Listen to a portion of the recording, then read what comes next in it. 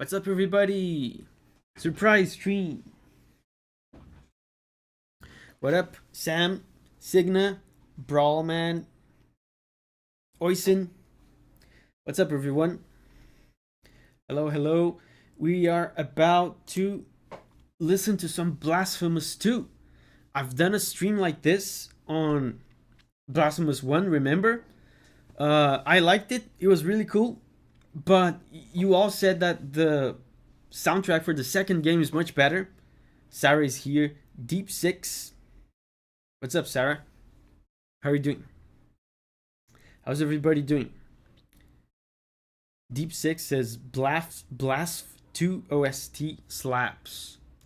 In the last Democracy Edition stream, someone suggested a Blasphemous 2 song, and it was cool. Pyrus, Call of Booty. So, guys, should we start? Should we wait? Should we start? Should we wait? I already have the soundtrack here. Porque me falta su rostro. Kivoda.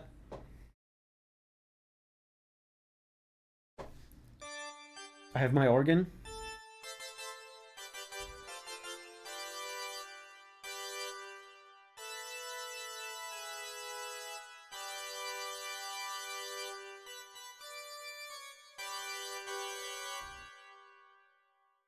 Joel says, we send it. Let's go. So let's start then. Let's start. First track is this one.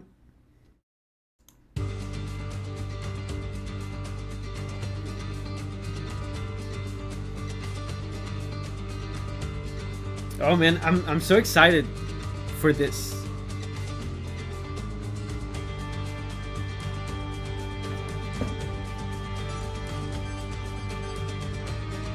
Oh.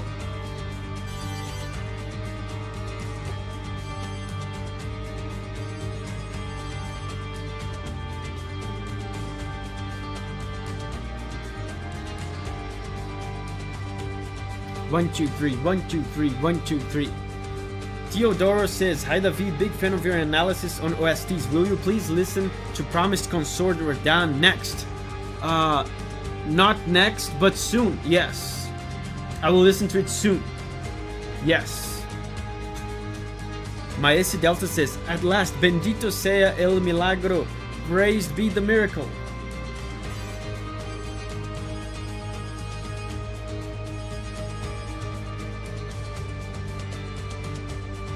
And again, I'm not gonna keep repeating this because I already talked about it a lot in the first stream. But he's using a lot of the Andalusian sequences, of course, that we talked about in the first stream. I expect he's gonna keep using them throughout the soundtrack because, after all, it's Spanish music, right?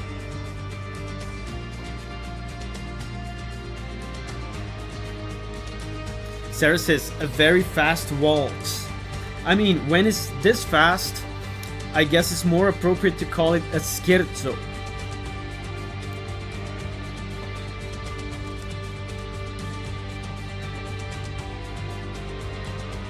Paragon says, yo, on vacation, going to a restaurant, have fun. Hey, Paragon, thank you for saying hi to us.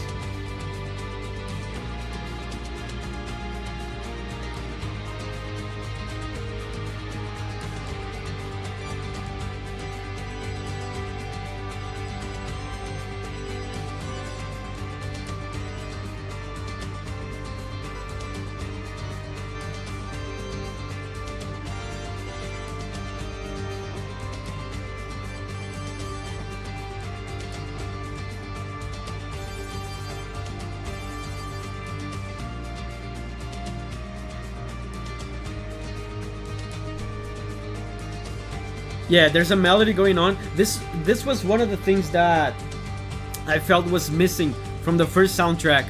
Some good melodies, you know. There was a cool melody going on right about now. Is that acoustic or classic guitar? I mean, I feel like you're confusing two different concepts. acoustic guitar is an instrument. Classic guitar is just a way of playing. But yes, this is acoustic guitar. This is acoustic guitar. Brawlman says, this one is because I miss his face in English. Or her, I don't know about this part to know. Yeah, I figured that. Porque me falta su rostro, yes. Sam says, I literally watched your Mesmer video earlier, where you mentioned scherzo. Yeah, it's a fast, it's a quick, dancing, 3-beat measure rhythm. That's what it is, a scherzo.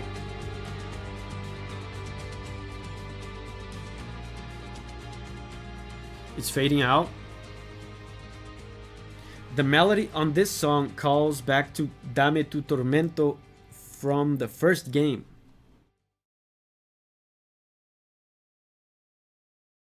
So what is ClickUp? So, oh god. This is an ad.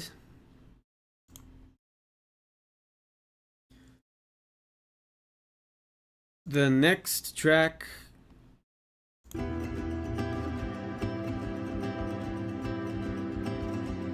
Largas sombras.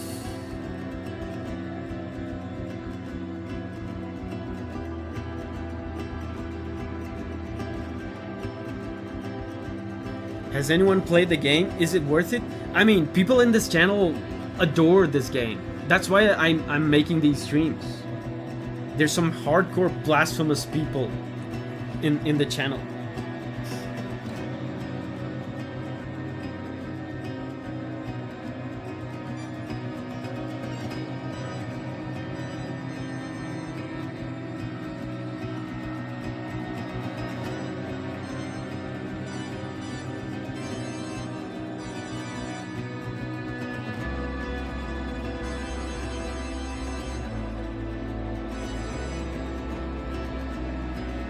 Sam says, if you like the first game, then you love the second game.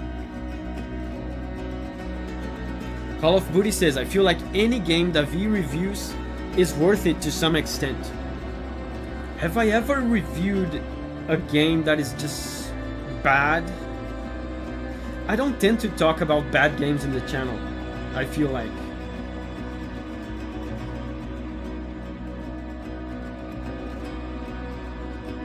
Sir Pogs is here. Hey, Sir Pogs.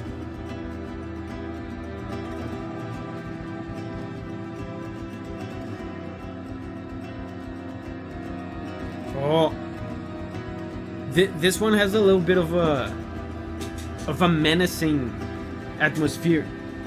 There's a little bit of danger, a little bit of tension there.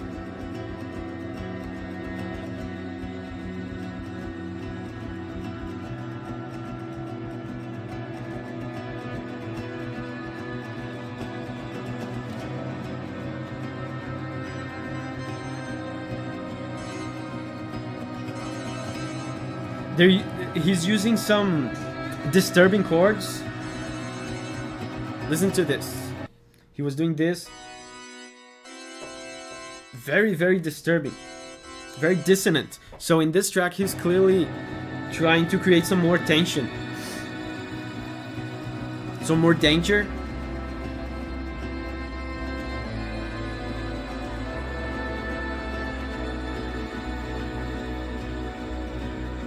Wompty says, holy, why is it always close to my bedtime when you stream my favorite stuff?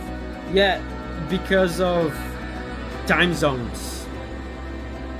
I always stream on the same time, so inevitably some time zones are gonna get screwed. I've been thinking of, for a long time, I've been thinking of just like every once in a while just doing a wild stream on a completely unusual time, just so all the other people that can't show up on the usual time are able to show up. This music sounds like a boss theme, maybe. I don't know. If I could guess, I would say this is more of a level track. If I had to guess, more of an exploration track. It doesn't have a melody like the previous one had, so it's very atmospheric. It doesn't get in the way too much. It doesn't call your attention too much, so it leaves you free to explore and concentrate and soak in the atmosphere of the game. But also there's a little bit of danger, like I said. There's tension, so it feels mysterious. It feels appropriate for exploring. Yeah, Wompty says, I think it's a level. Yeah, see? It's a level. Yeah, Call of Duty says, it lacks intensity of a boss battle. Okay, next track. Hopefully we don't get another ad.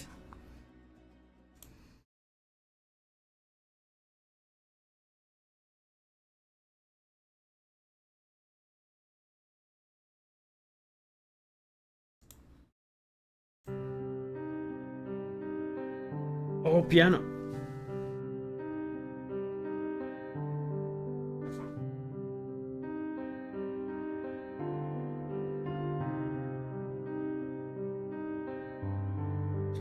Blade says, so I'm not green anymore. This is the main channel. We don't have members in the main channel. I think you're still green on the gameplay channel.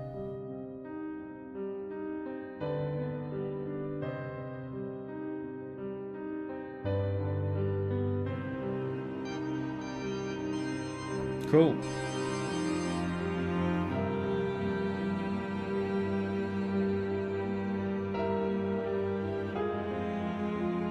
Very sad, but also, wow, beautiful.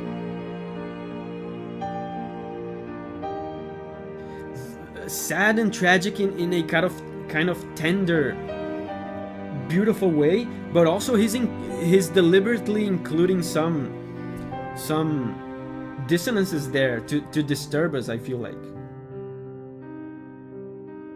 Froggy's here. Hey, Froggy.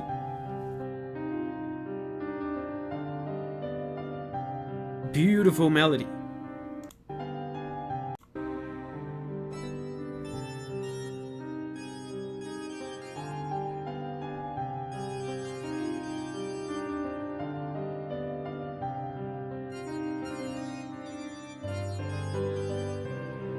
Amazing, amazing melody. Really cool.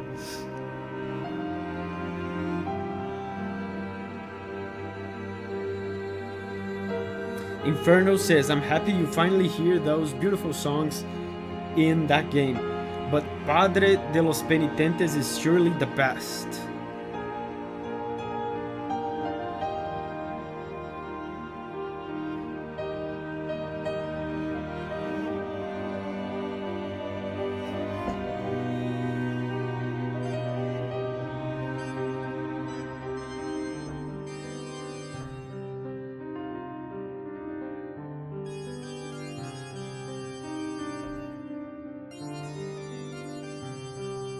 Very cool.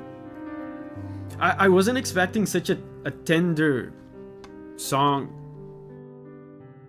in this game.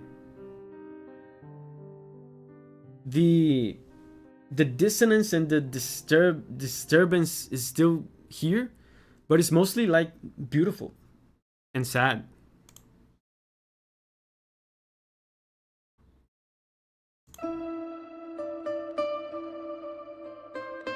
Sobre sus costales. What is costales? Davi, would you consider at some point playing Nioh? Is a Japan-centric Souls-like game. I remember Nioh. Maybe. Who made Nioh? Is it Bandai? This track plays in a peaceful area.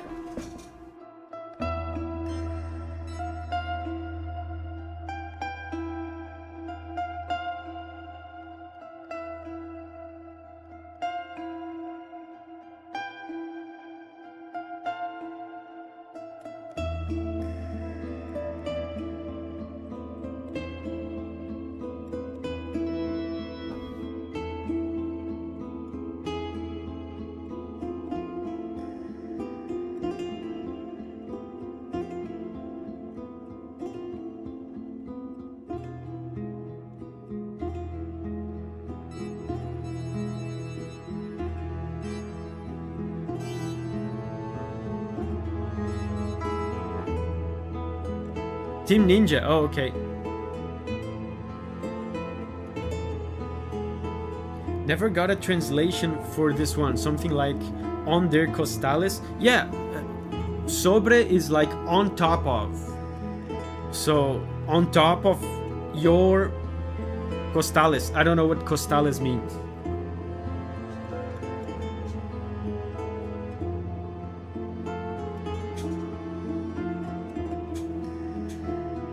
Yeah, and this sounds perfect for a peaceful area. All that tension that I talked about on the previous songs is much reduced here.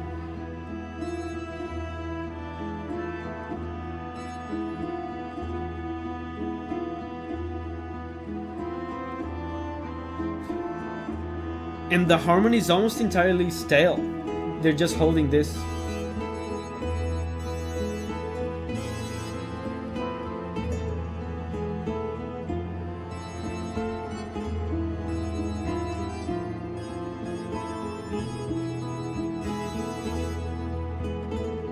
Oh, beautiful melody.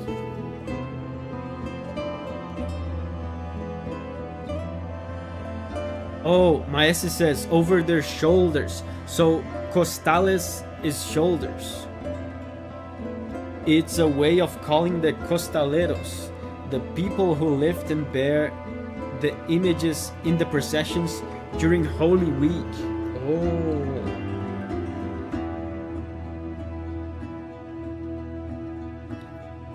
I almost said over their ribs because costelas with an A means ribs in Portuguese.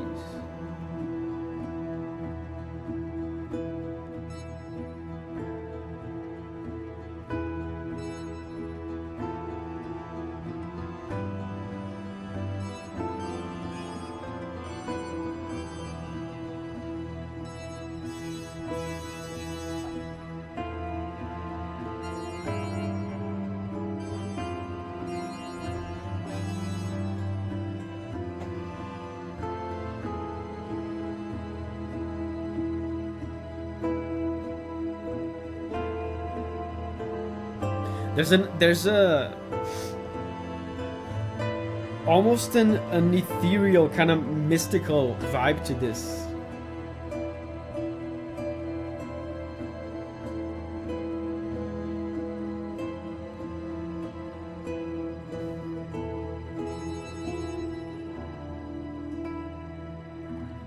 Cool. Yeah, I mean, we've heard like what, 3 or 4 tracks so far. Definitely better than the first soundtrack. Like each song has more. I feel like it has more personality. Each song feels a bit more different than the other.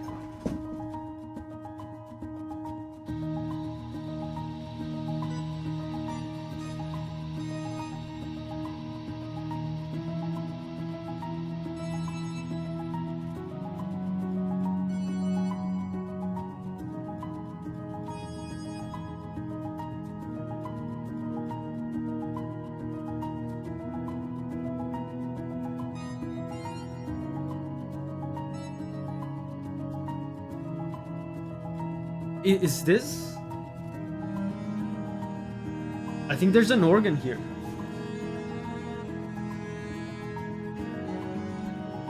Inferno says, when you play the game with these musics, it's even better. You know what? I should make a poll. I should make a poll in the gameplay channel to see if I should play these games.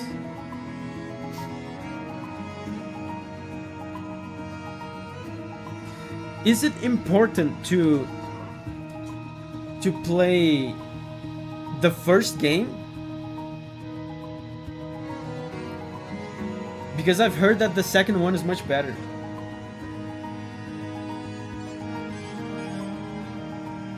Oh, beautiful strings, man.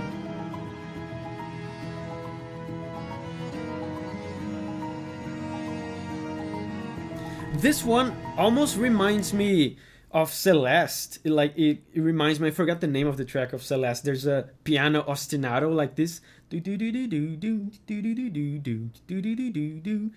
Of course, it's not the same at all, but the kind of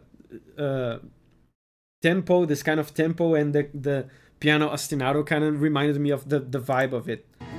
The ostinato keeps the rhythm going, and on top he layers all sorts of like emotions and sensations. Scattered and Lost, yes.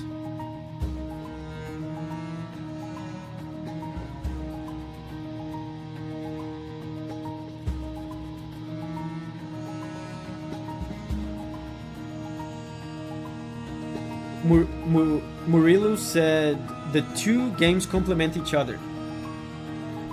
Tanular says kind of cryptic story, but you can play just the second.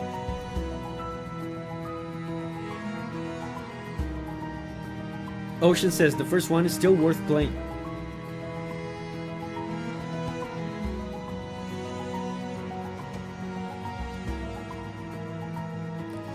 Joel says it's not too long of a game. You'll probably finish it in 2 streams. Lamentos de Arena. Yeah, this is Lamentations of Sand.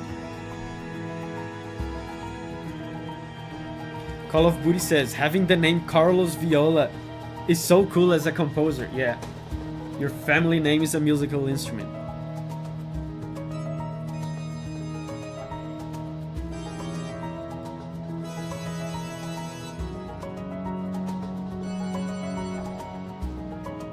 Amazing.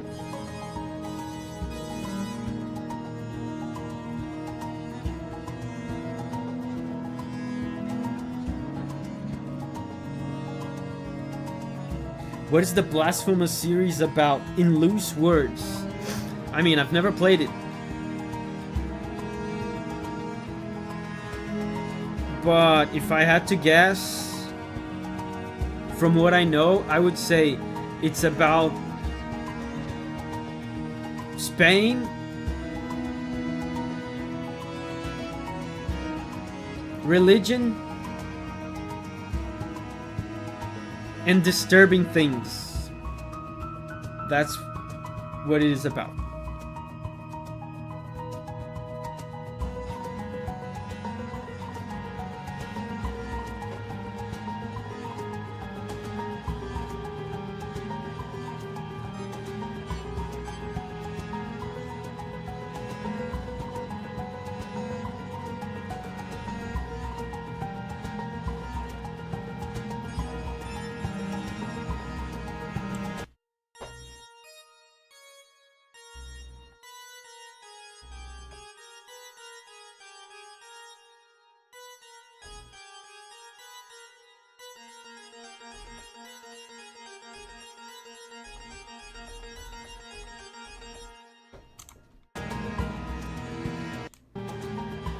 The piano is doing that.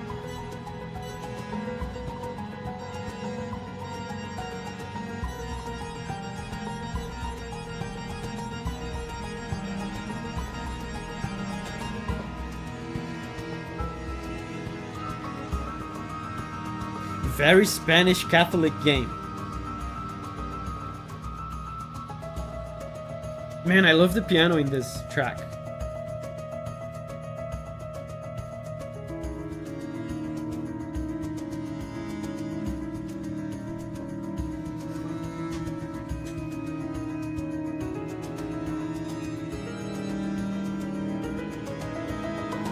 And again, this one, if I had to guess, I would say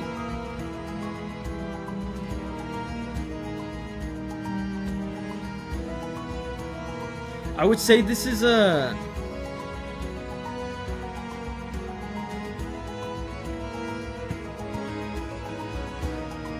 oh man, I was going to say that this is an exploration track, but I almost feel like it's too emotional for that. Exploration tracks are a little bit more atmospheric and kind of neutral.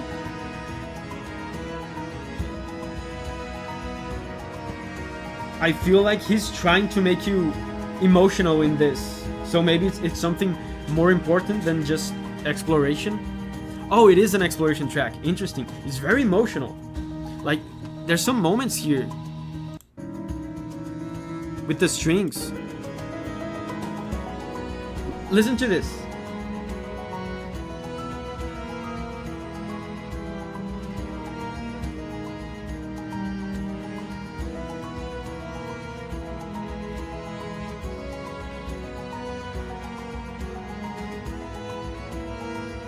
Cool.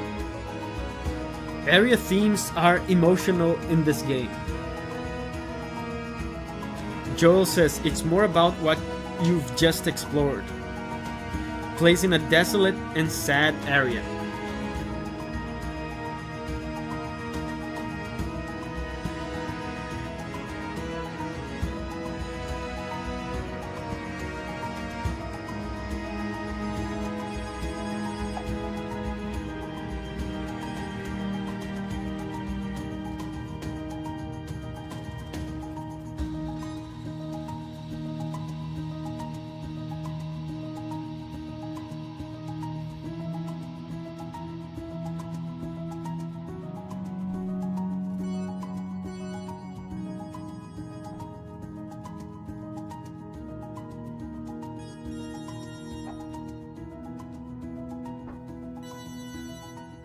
Cool. The next one is Eco de los Pecados.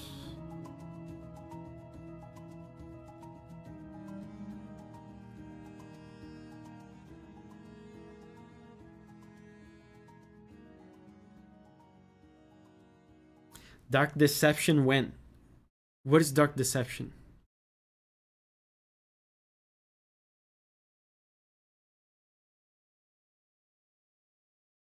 You will surely recognize the boss's OSTs. They're pretty epic. Dude, I'm getting some wild ads today.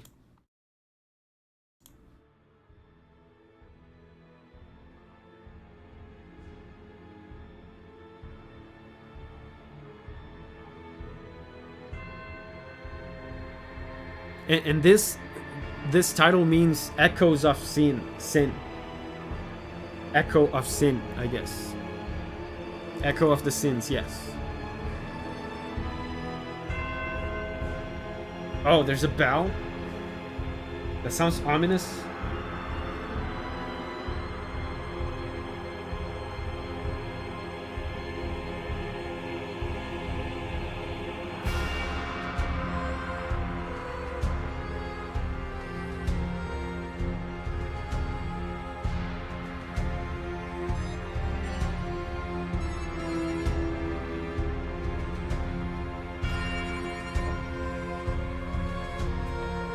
Like, this immediately sounds a lot more menacing than the other tracks. Mostly because of the march, the sluggish, heavy march rhythm. 1, 2, 1, 2. The rhythm alone makes me feel like there's something dangerous, possibly big and sluggish approaching. Like something is at stake.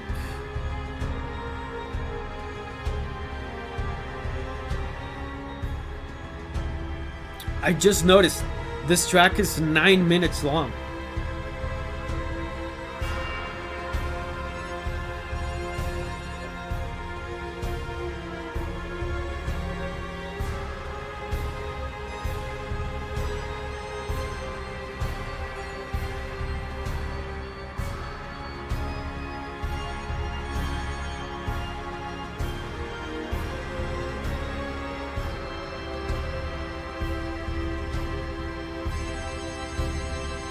Tense chord, very tense chord.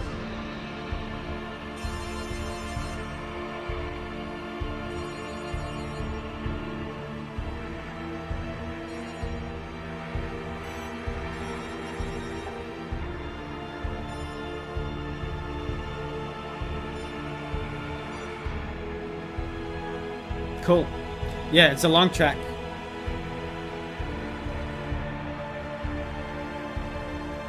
Risk of Rain 2 has a track that is 12 minutes long.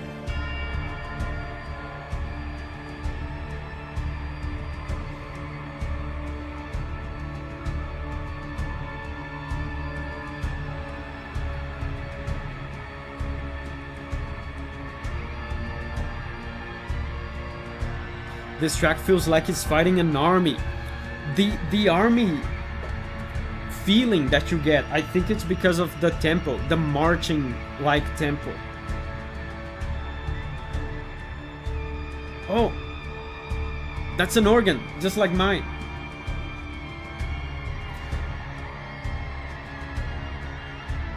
There's some disturbing noises.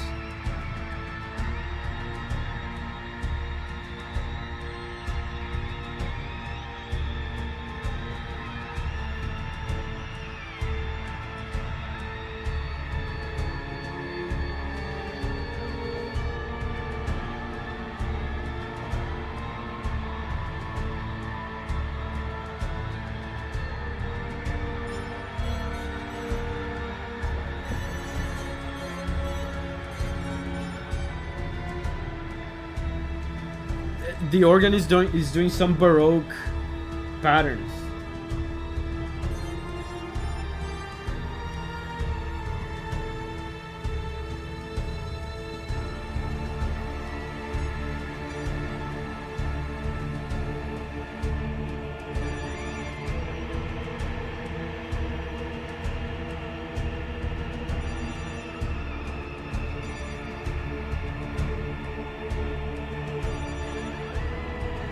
Amazing harmony. Man, there's a sense of wonder to this. Like a sense of amazement, of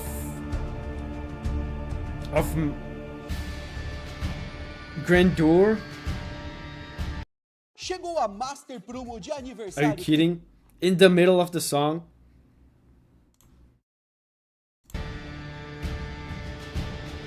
I have to get YouTube Premium. I heard some guitars before.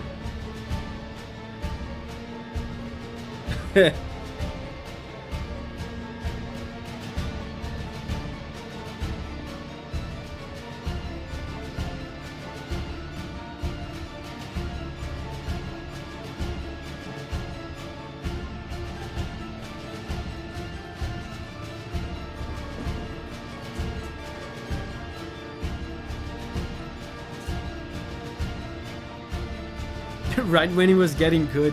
Dude, I'm gonna get YouTube Premium like right now.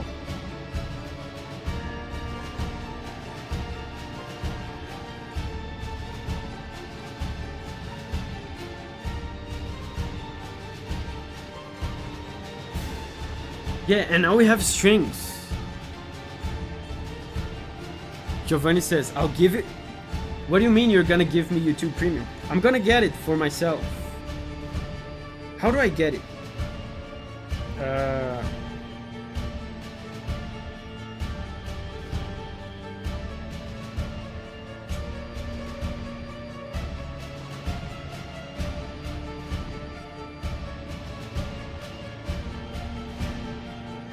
Enjoy a free month of YouTube Premium. No, stop. Are you actually gonna give me YouTube Premium? How does that work?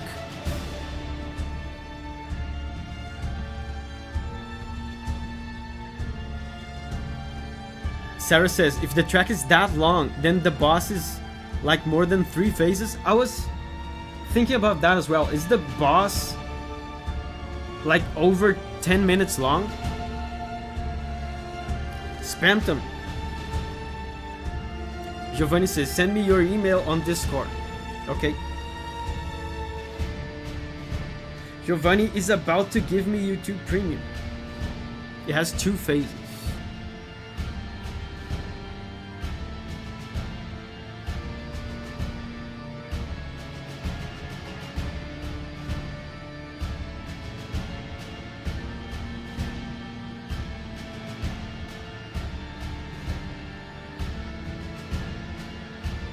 I think the ad showed up in the middle of the song because the song is too long. Speechless says the game itself was pretty short. Honestly, not as many. Not as much melody as I was expecting.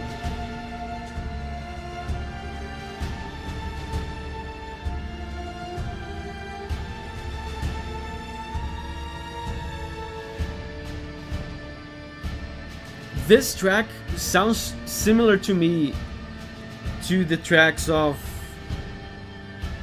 the first game, to be honest. This style sounds to me like the soundtrack of the first game.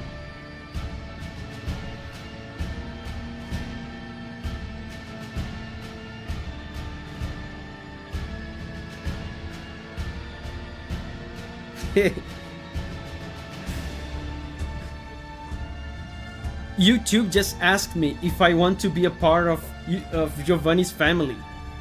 Sure. Giovanni invited him to his family. Sure.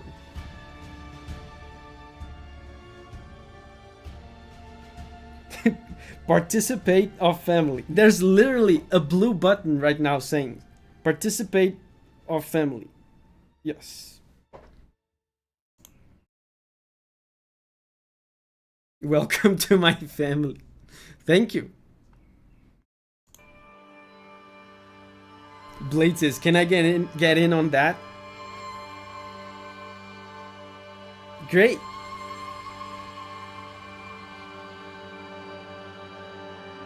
Cool. Great. Thank you. Thank you, Giovanni. I'm part of Giovanni's family.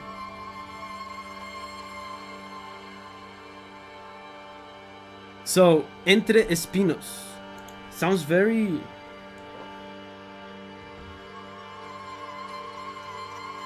disturbing already.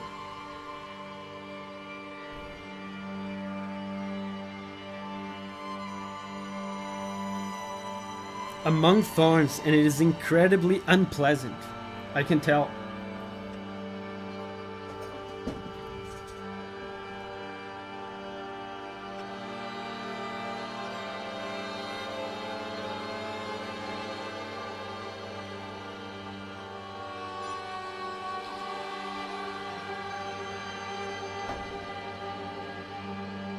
It's so dissonant.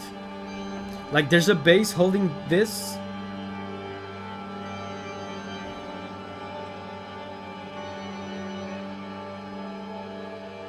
But the notes on top keep doing very dissonant notes.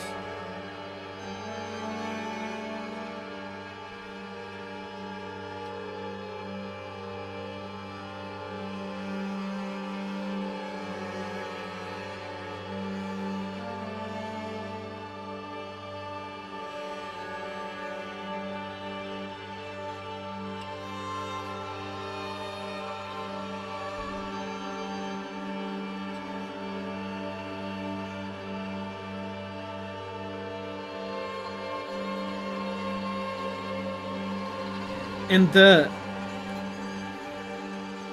bass note that they're holding is so constant.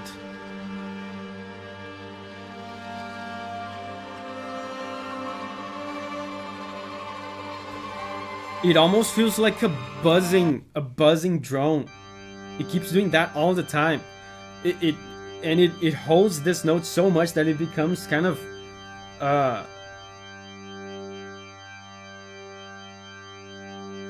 maddening, doesn't it?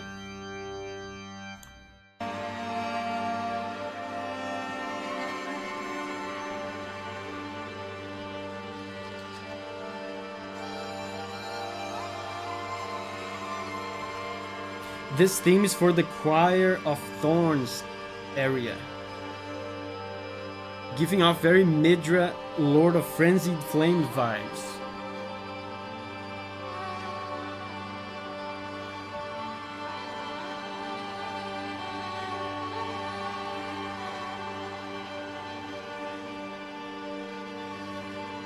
But, hold up, is this an exploration area?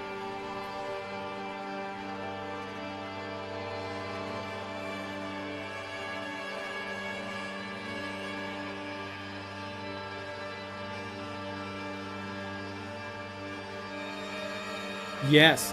Wow. So, man, it must be very unpleasant to explore listening to this. Again, I don't mean to bring up Celeste again, but I remembered of it. There's a track in Celeste that is so unpleasant. There's like a mosquito sound, and it made the exploration feel more unpleasant. But of course, I feel like that's the intention here, right? You want to make the player feel uncomfortable because of some sort of story segment.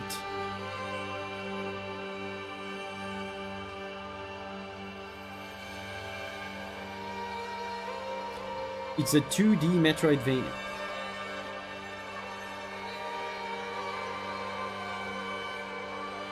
Are there any truly 3D Metroidvanias?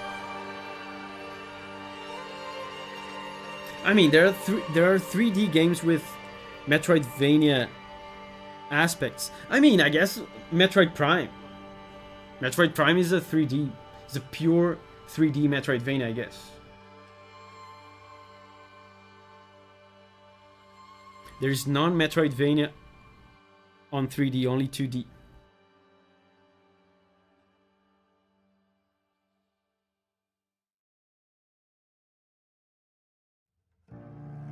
Cool. Now I don't have to worry about annoying ads anymore. Wouldn't Elden Ring count as Metroidvania? Nope, I don't think so. It's open world.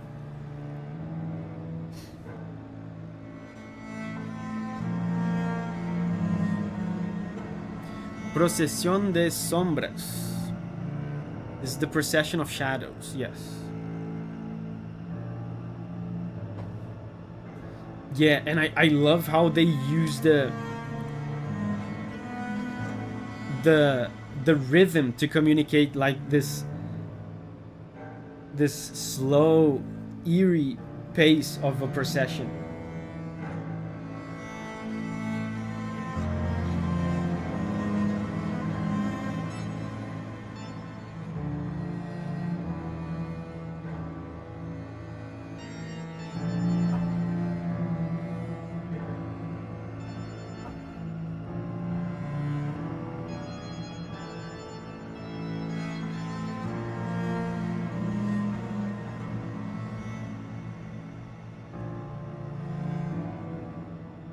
And the whole song is just a bunch of resolutions that repeat over and over again. I find it appropriate for a procession. The whole song is him just doing stuff like this.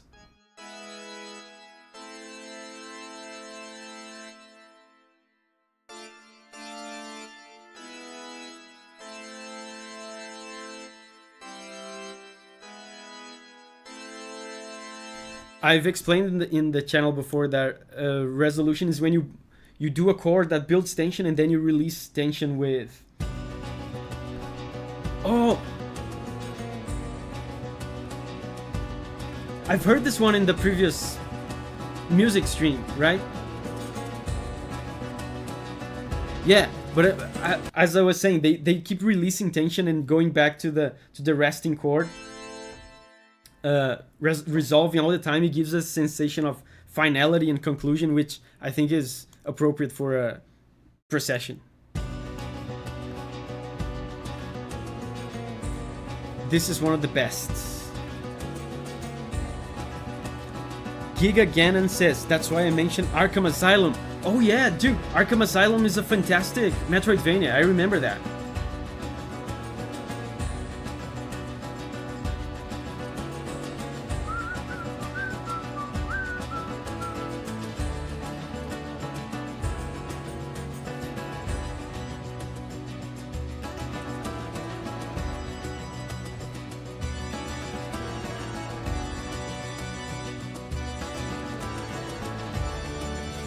I can't believe I remembered the harmony from the last Democracy stream. He does.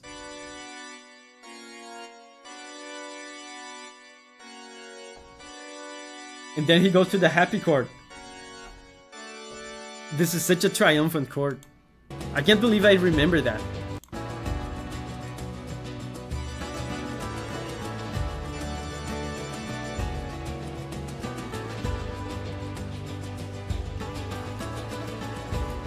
This song is amazing.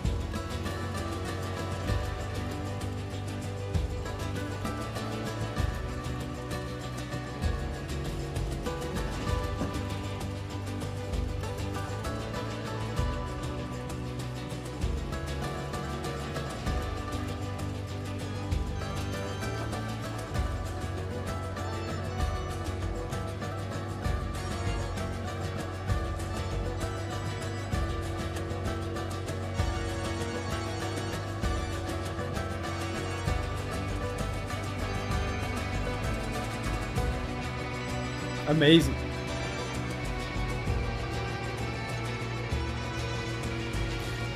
I like how positive this track is compared to the others. The harmony is very dynamic. He doesn't just keep using the Andalusian sequences. He ventures out into some more positive, happy chords.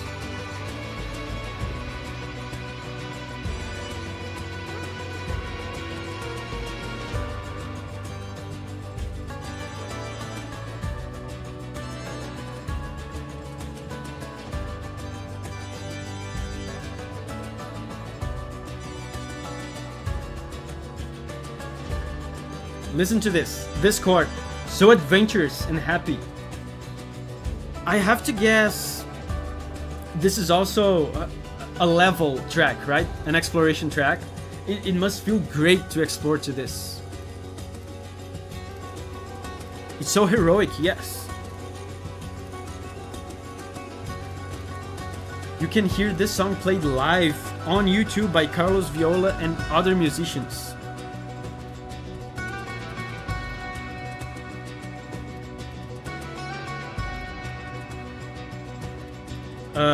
Tanek says, I have to admit Blasphemous 1 and 2 feels so unique to me OST wise. I can't 100% say why. It just feels different beyond the heavy use of Spanish guitars. I get that. I talked about that before. I feel like the whole soundtrack, both first and second, there's like a dreamy, ethereal, magical aspect to it. There's a lot of reverb in the mix.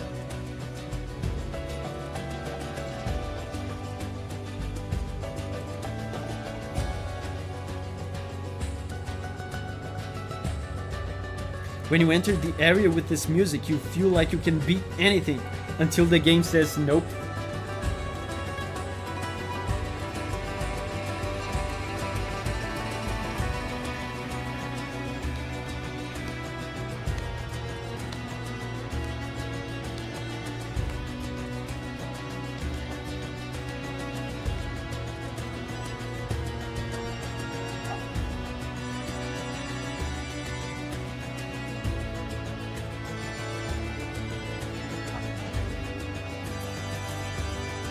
Happy chord.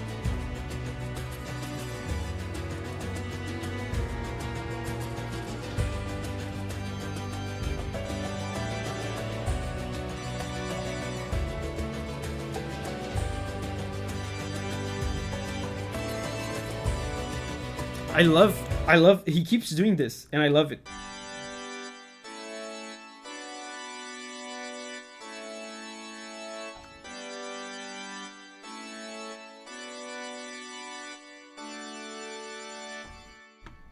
This is the happiest song in this entire game, probably. I haven't heard the entire second soundtrack yet, but it's definitely happier than anything I've heard in the first soundtrack.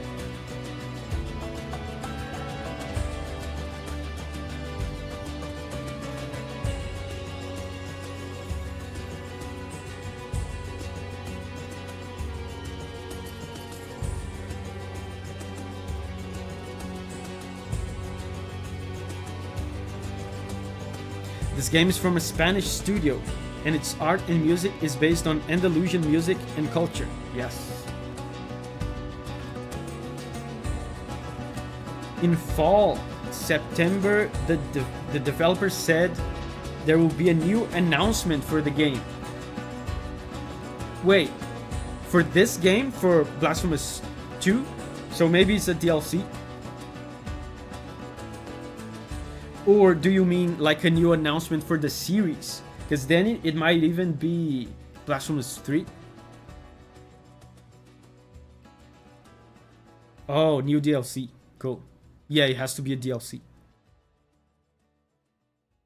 Next up is Vivo.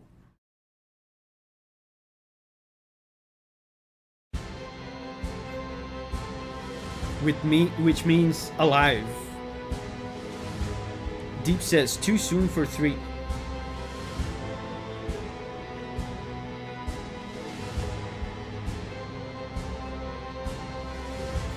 Davi, do you ever plan on streaming this game? I was talking about that. I think I'm gonna make a poll on the gaming channel to see what people want to see. I was planning on streaming Nier next on the gameplay channel, but maybe I'll do a poll. I'll make people choose between Nier and this. Who knows?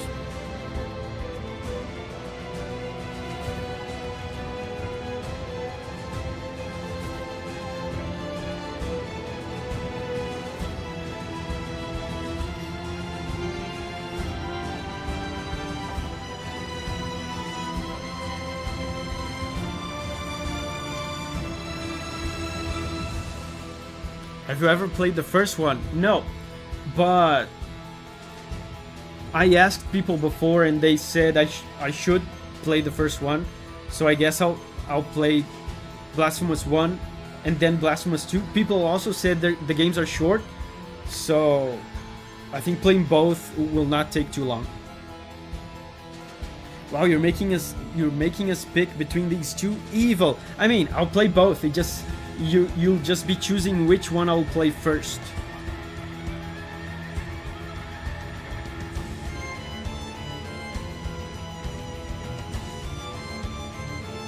Wait, I feel like I recognize this.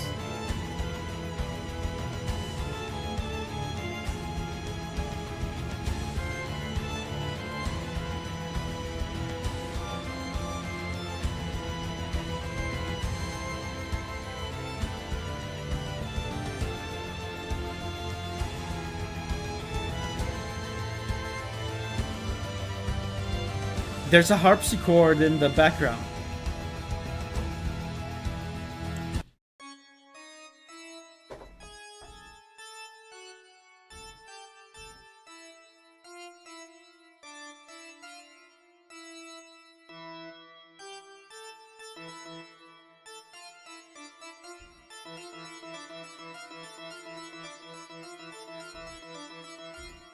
Little Baroque pattern.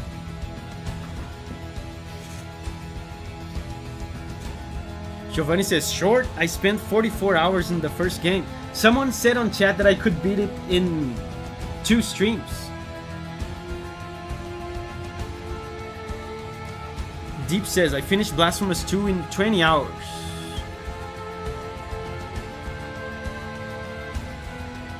Yeah, so it's not actually that short.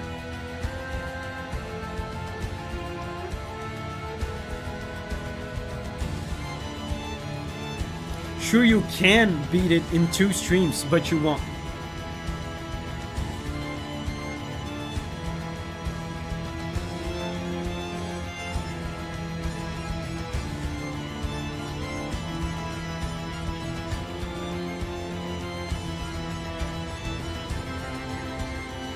I love this part.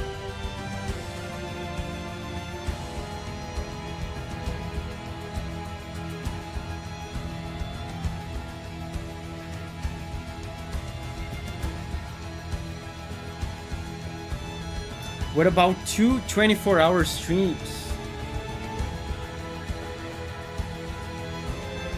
I feel like that is beyond my skill level as a streamer. The longest stream I've ever done was 8 hours.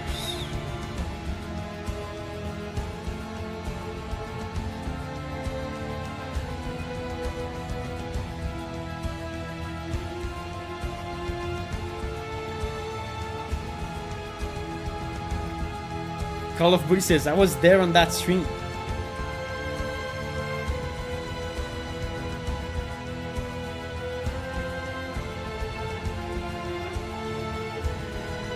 Beautiful strings, man. That's another thing that I feel greatly improved in the second soundtrack. I feel like they probably got a bunch of money, right, from the first game. So in the second game, I feel like they're using more strings and other more varied instruments. The string work in this second soundtrack is really good. Palacio de los Setillos. Setillos.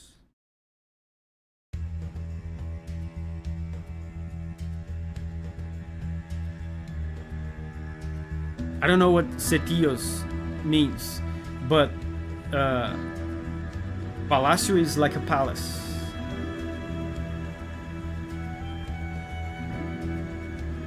The 8-hour one was very memorable.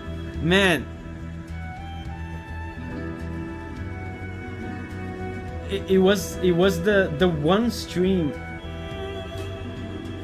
where I died though on the 3 heart challenge in Wind Waker. Setillos being a kind of embroidery.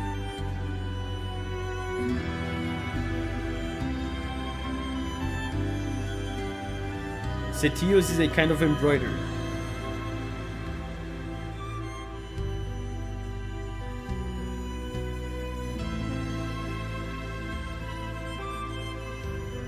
And this is another one.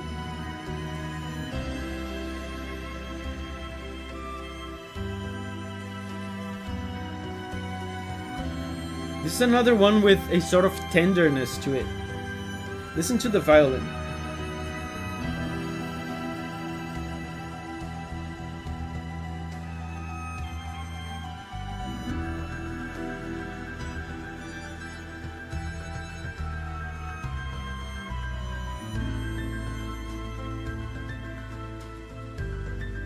Oh, lovely piano.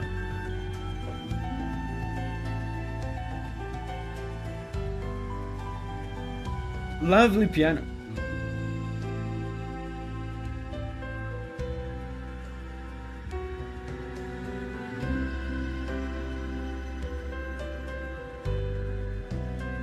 I think in the second game they tried to give it more of a church and Renaissance vibe.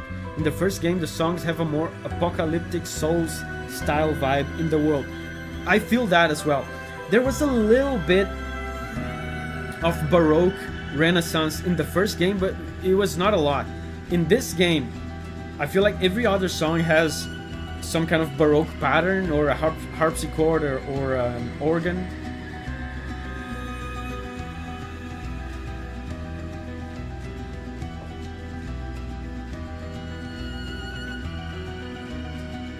The Dark Angel is here. Hey, Dark Angel.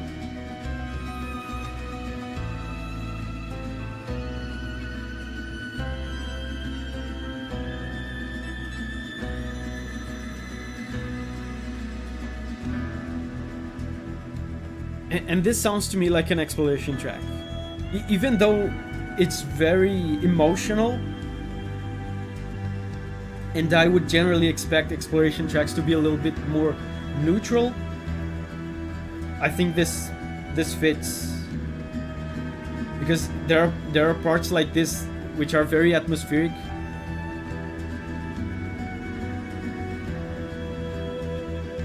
Baroque has been said. Giovanni says, unfortunately I gotta go and you guys have to smash the like button. Catch you later. Thank you, Giovanni. Thank you for making me part of your family. Thank you.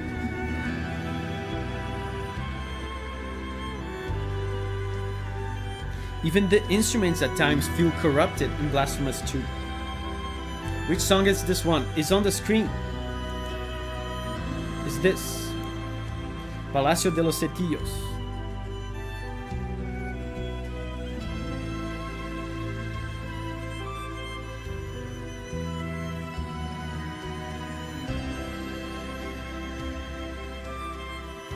Brawlman says, this is actually my favorite area theme. Something about it is just incredibly beautiful to me. I would almost describe those as those strings as weeping. That's what I said. There was a tender, melancholy feel to it, right?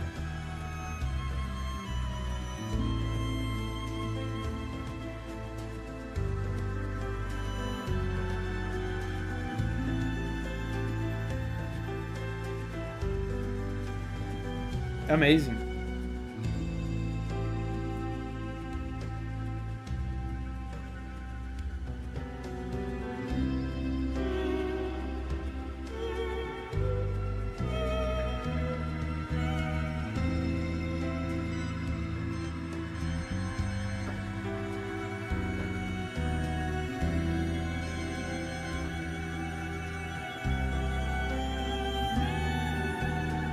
Yeah, it has that sadness to it. A longing sadness.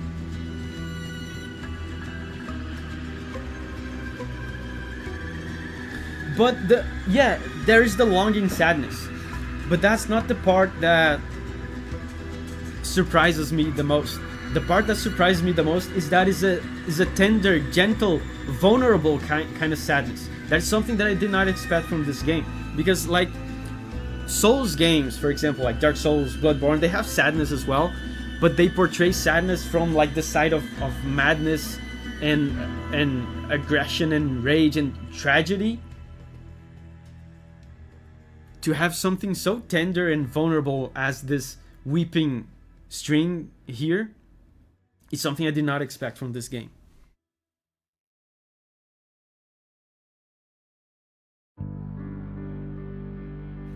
Empedrado de los Suspiros.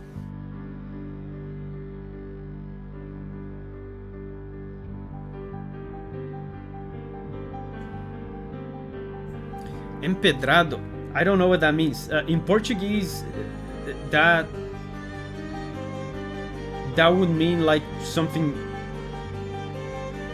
made out of rocks, of stones.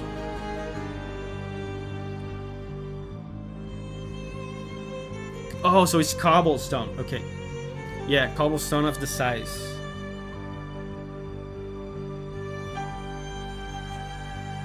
Yeah, made of stone.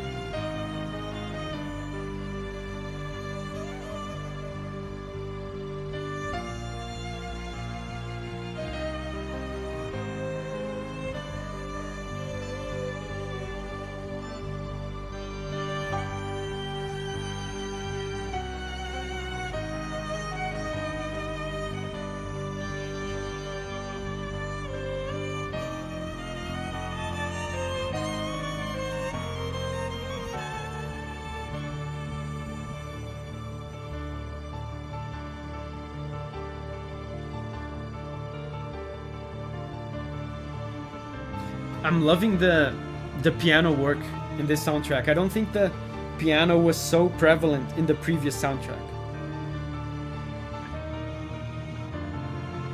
Love that almost Moorish vibe to it.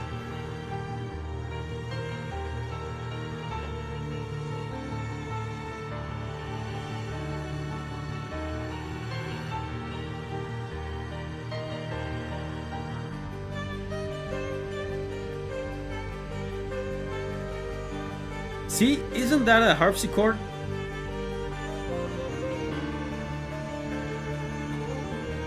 Or maybe a guitar.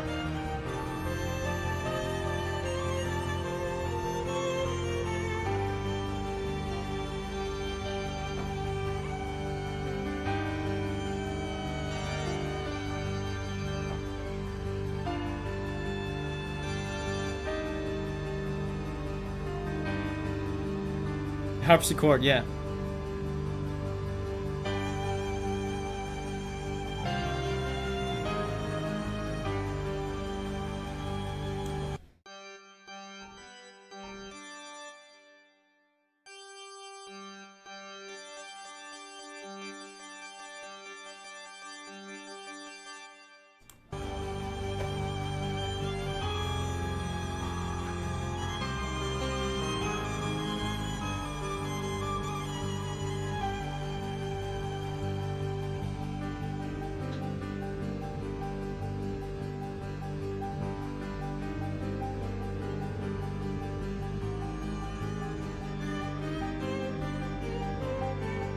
they're holding.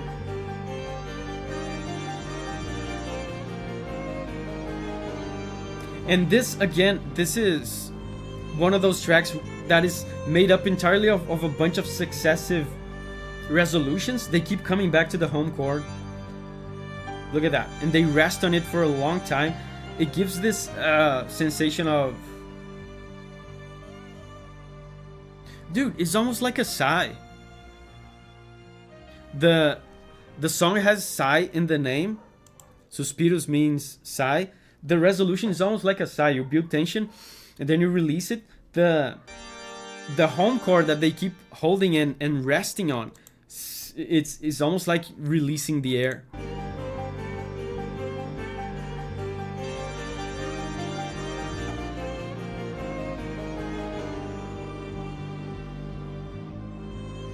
That's amazing.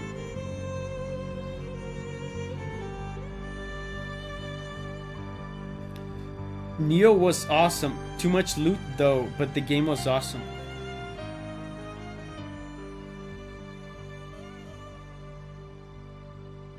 I keep hearing about Neo. I remember it back in the day. I feel like after it released though, not a lot of people kept talking about it. I don't hear much about it anymore. Súbita caligrafia de plata. This is like subtle silver calligraphy. Deep says this is one of my favorites.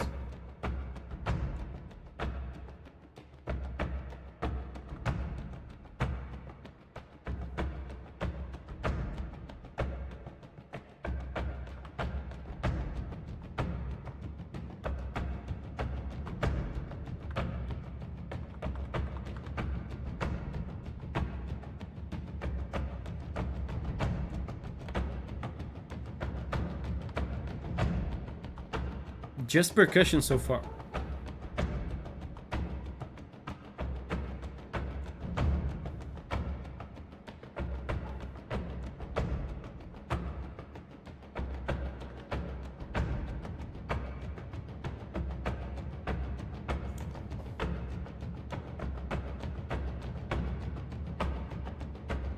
Whoa, it's getting faster.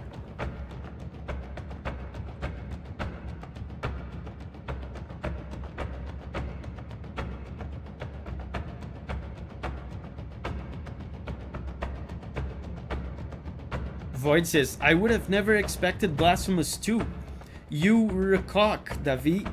Thank you. You recock too. So, I assume this is for bosses, right? Maybe like a generic boss.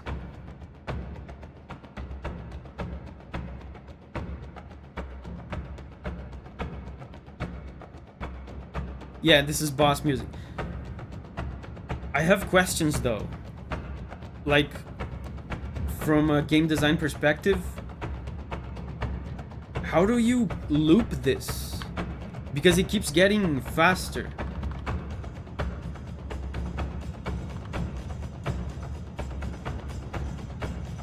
What if you... The song is 3 minutes and 20 seconds long. What if you take more than that to defeat the boss? You don't loop it. No. I have a guess. I have a guess. From a game audio implementation perspective, I think I know what they would do. I'm gonna explain it to you.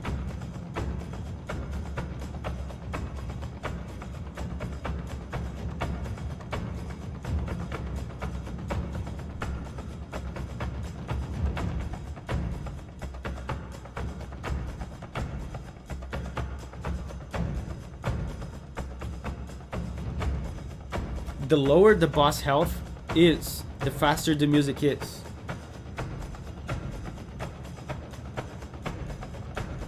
Okay, so I get it.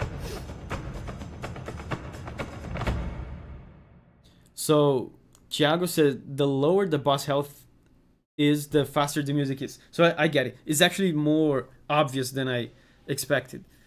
If that's the case, they just put thresholds on the boss health, and they have many separate files. That's what I imagine. That's what I would do if I had to do this. They have actually many separate files for the music, and each of them is able to loop. Like, for example, it's like a series of little loops. Yeah, Dark Angel explained better than I could. Yeah, so this is a loop, for example. It stops here, and then it goes back and it keeps doing just that. Right? And as soon as you advance one threshold on the boss health, it progresses to the next one. Like something like this. I was curious about it because I didn't know about the health threshold thing until you guys told me. I thought it was a scripted battle that kept getting faster, and you had to finish it in 3 minutes.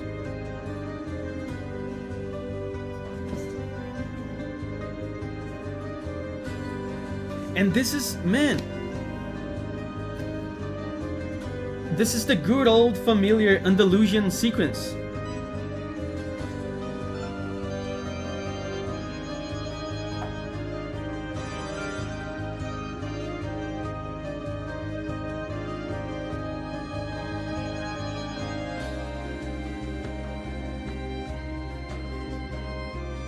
The soundtrack is much more varied this time around. He's not just spamming the Andalusian sequence over and over like he was on the first soundtrack. It almost feels nostalgic to listen to it again here because he hasn't been doing it all that much.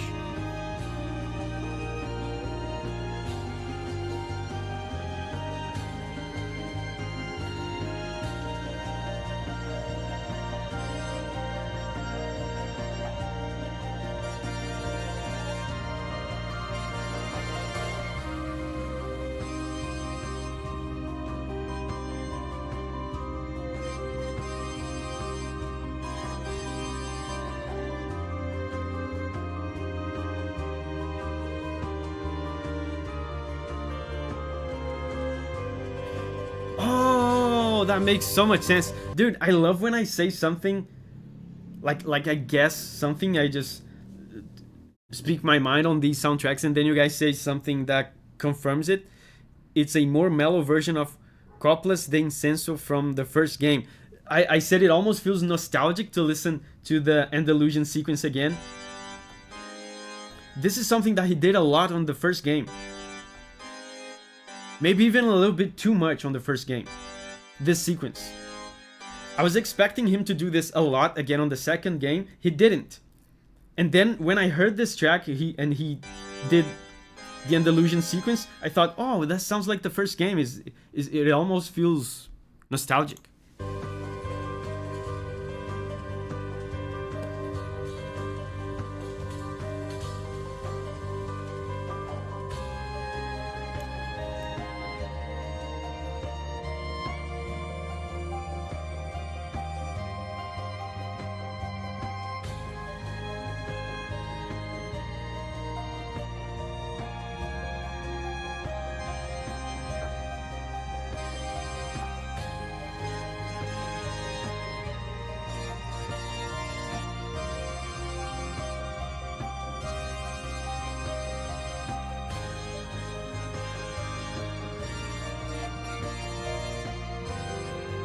Oh.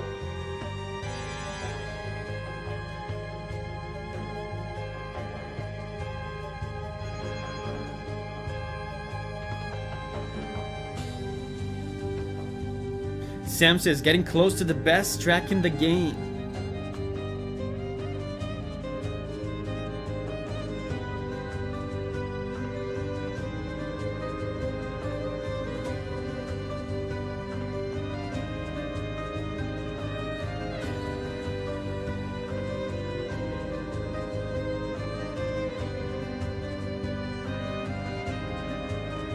Will you be playing Nier or Blasphemous? I think I'm gonna do a ball.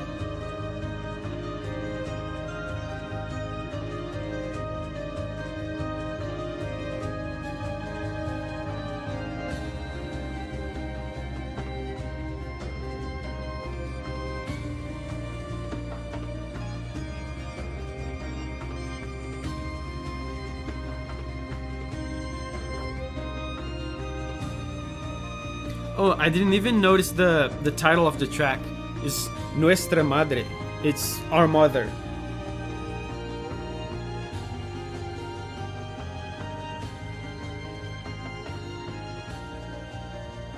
You know what I appreciate about this game?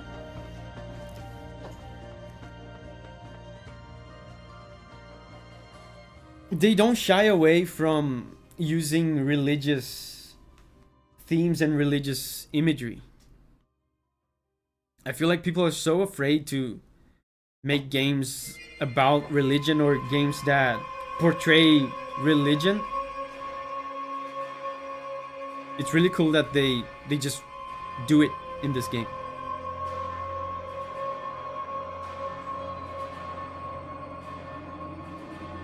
Cante desde lo profundo. Sing from the deep. The most disturbing track in the series, I would argue. Funnily enough, it's one of the least disturbing bosses in the series.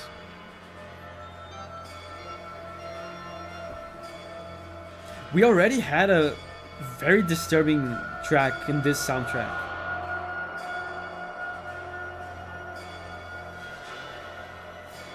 So far, this one doesn't feel more disturbing than the previous one.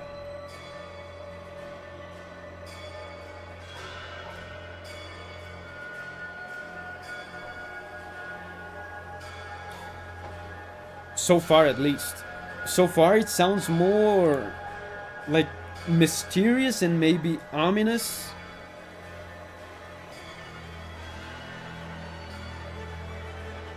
Oh, actually, it's getting disturbing. It's barely a melody at all, pure dissonance. But that's what I'm saying. There's not much dissonance, to be honest. There's not much dissonance because it's just a bass.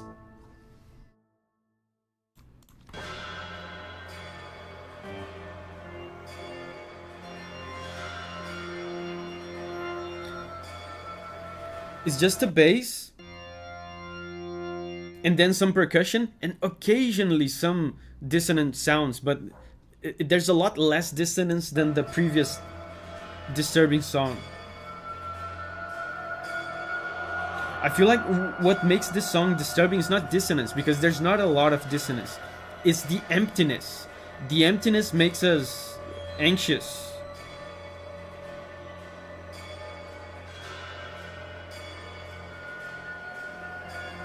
They're just holding this, and then there's a bunch of random percussion. It feels empty.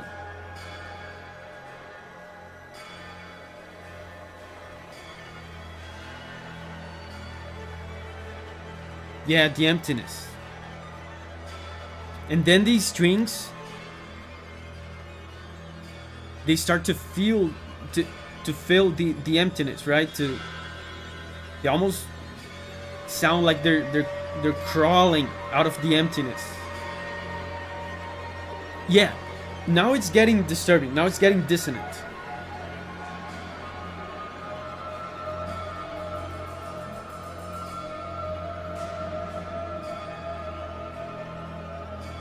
The sound being used is an instrument used in Spanish culture. You mean the percussive sound, the metallic sound?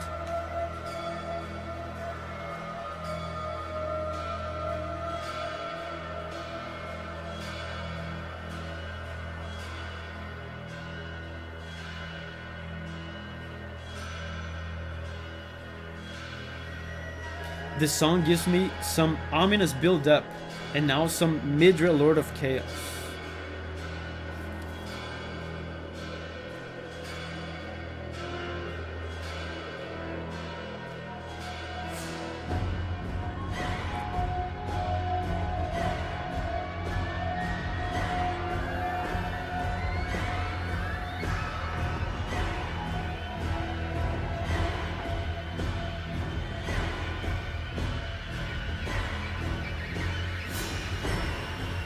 Wow, this march feels so menacing.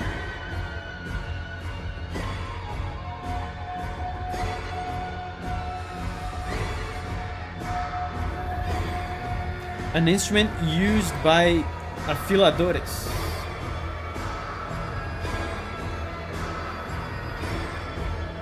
It's getting louder.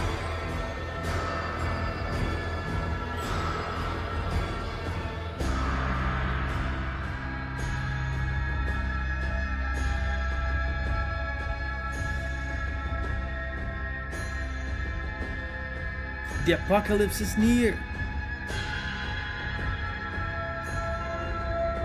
Oh, they changed the bass.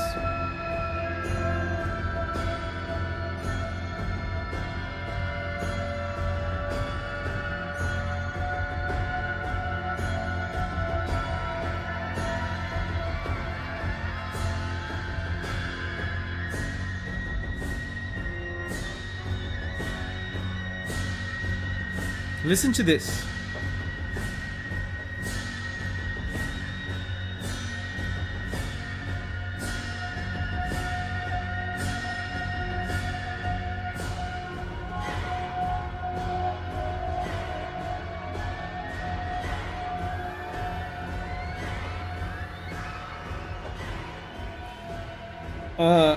I still feel like this one is less disturbing than the previous one. This one is loud and menacing, but there's a shape to it. There's a form, there's a rhythm, there's a march, there's the bass that keeps holding this. But yeah, it is also disturbing. Sounds like the screams of tortured souls. Calle de los Velatorios. I don't know what calle is.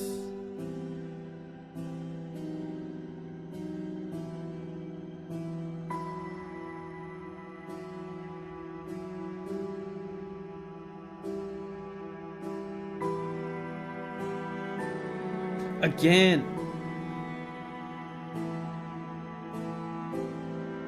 Again with the kind of tender melancholy.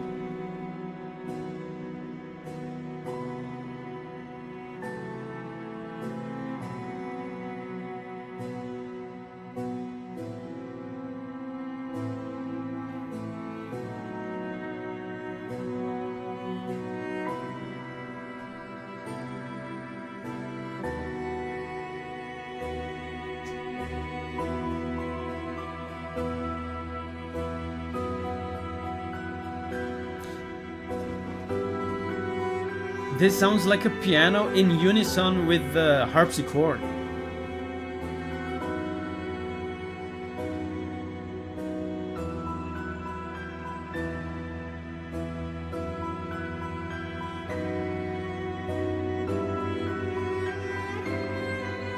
An oasis of peace in a hopeless place. Is that what this is? An oasis of peace?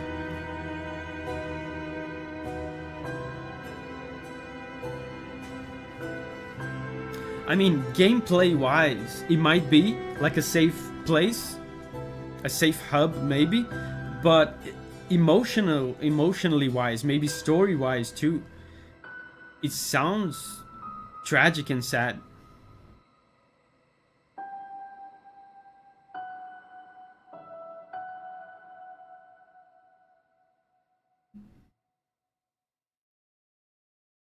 Cool. Rostros ausentes. This is missing faces, absent faces. Not really, but it's certainly calmer than the rest of the game's areas. This game has some long tracks. Like this one is 6 minutes. The next one is 6 minutes as well.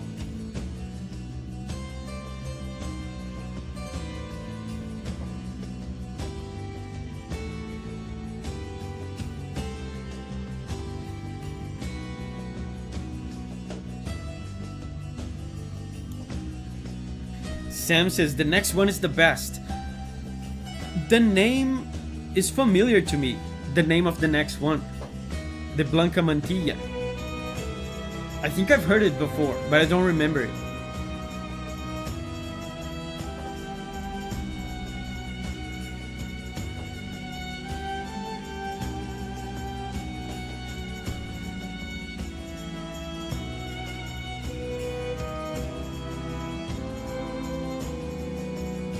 Somber, but also elegant, almost noble. or royal, perhaps. Yes, it's like I said, this game has a lot more Baroque influence than the first one. And Baroque music has that sophisticated feel to it, like something noble or royal.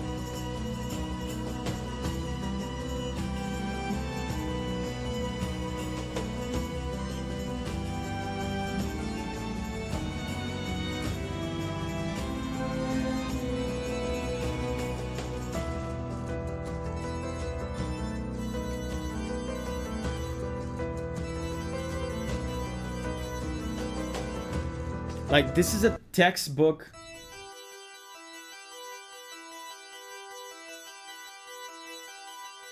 Baroque pattern. Oh! Interesting percussion. What is that? This is not castanets, is it? It's something else. Something else.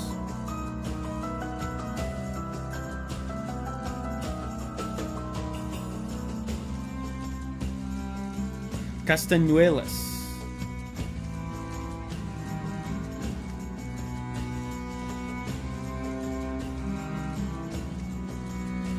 This one sounds pretty empty as well. There's a feeling of solitude.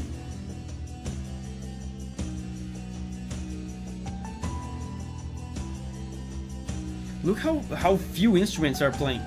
There's just the harpsichord, the bass, some percussion, very sparse piano. It emphasizes the emptiness.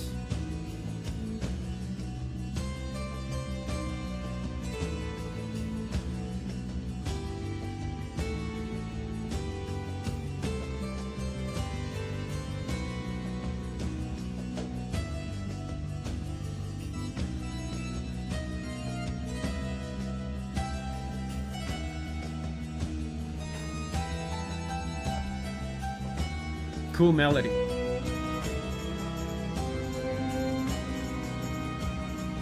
Very flamenco, but very Baroque.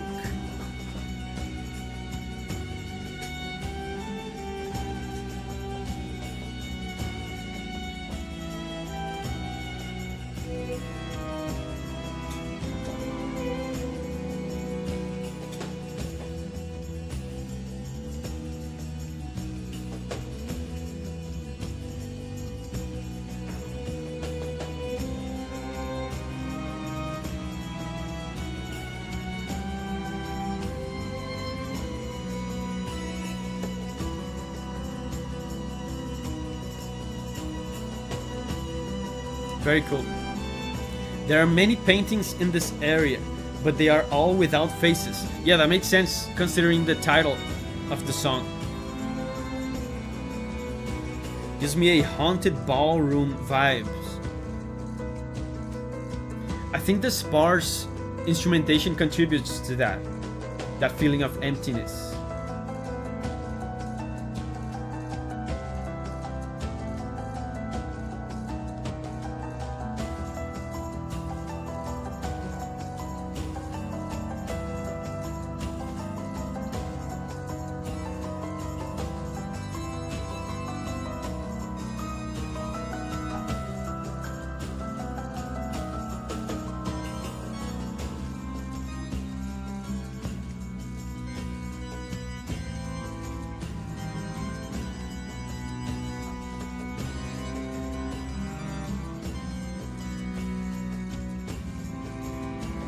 Memories of merrymaking flashing before the eyes of a dying man.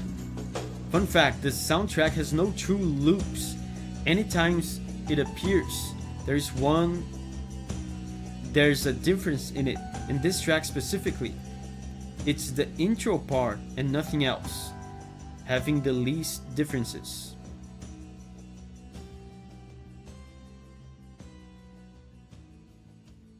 I mean, you're talking about the specifically the tracks in the album soundtrack, right? Because in the game they have to loop one way or another. But I guess you're saying in the soundtrack album, the tracks don't loop.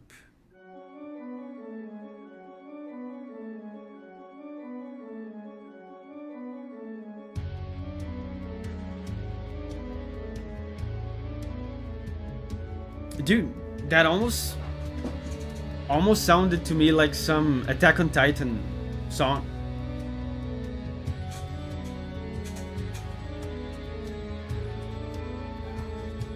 The beginning, the melody of this intro sounded a little similar to Attack on Titan. The Blanca Mantilla is my favorite song in the OST. Yeah, it's this one. I feel like I've heard this one before.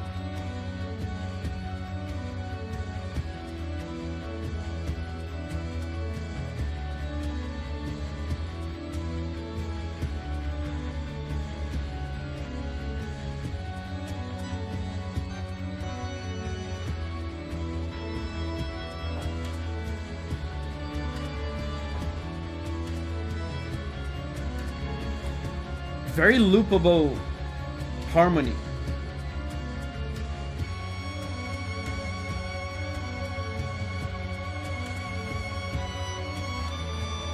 Oh, beautiful strings.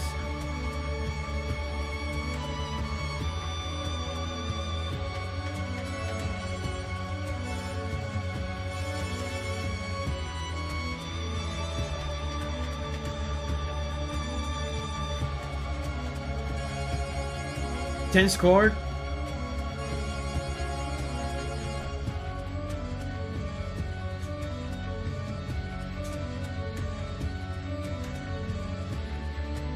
Phoenix made it. How are we all today? Hey Phoenix, how are you doing?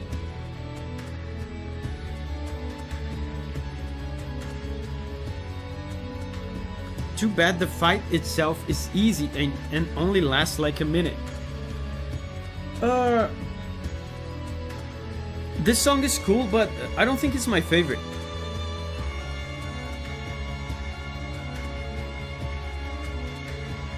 Maybe that's why I remembered the name of the track, but not...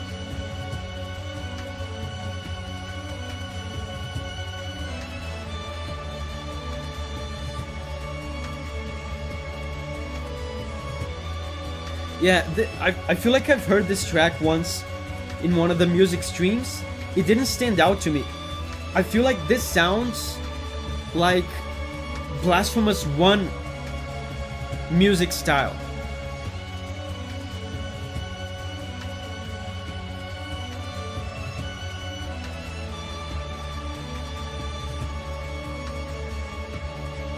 This track isn't my favorite, and then suddenly he was stunned. I was stunned, but it's still not my favorite. It's cool though, it's cool.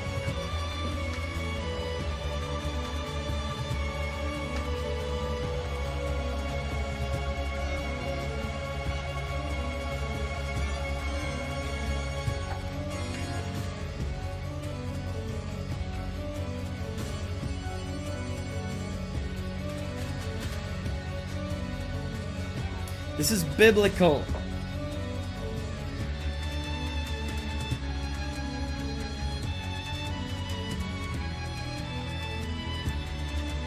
It sounds like the style of Blasphemous 1 music, where I feel like he was more concerned about creating a vibe, an atmosphere, rather than memorable melodies and memorable phrases. So the music is just a vibe. It's like a free-flowing vibe, but nothing particularly sounds like a catchy chorus or like a main theme.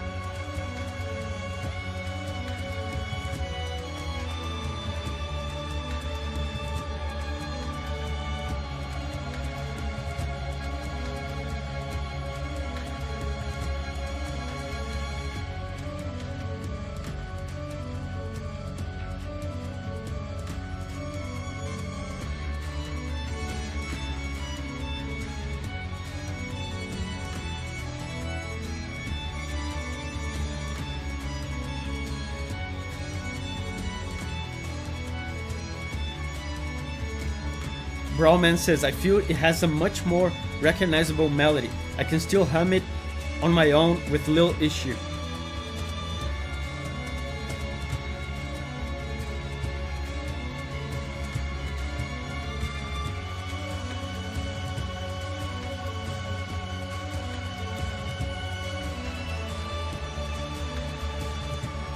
I'll try to pay attention to the melodies.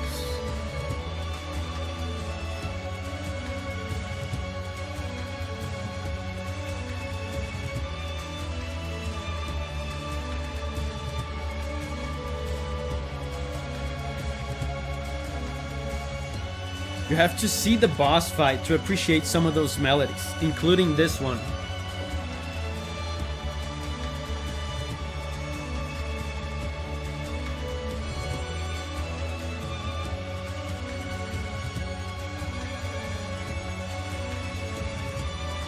Yeah, this one is like, it has been repeating multiple times.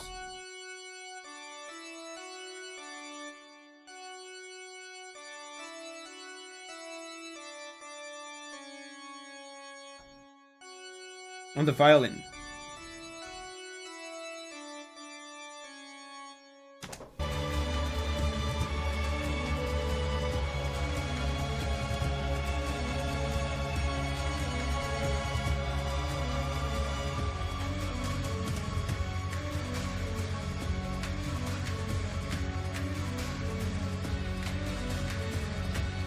I remember someone else's description of this song, and I've always loved it.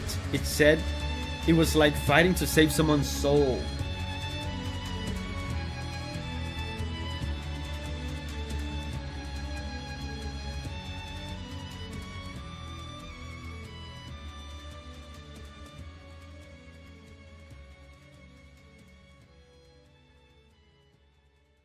And the next one is Bajo las olas negras.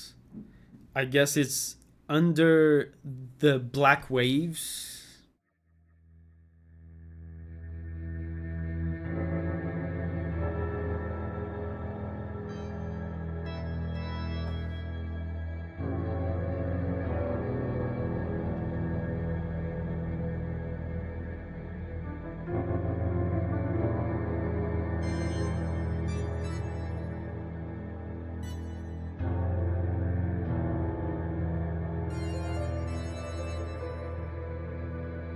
Very atmospheric.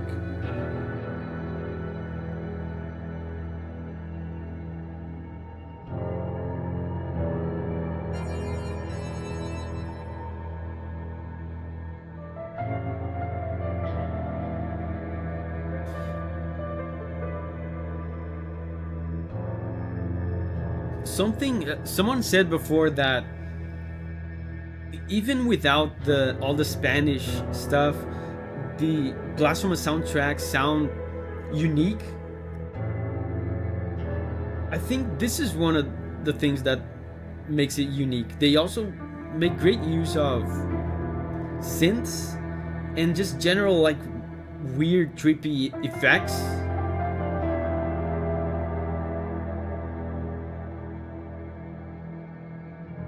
To give that kind of ethereal, dreamy kind of feeling that I talked about before.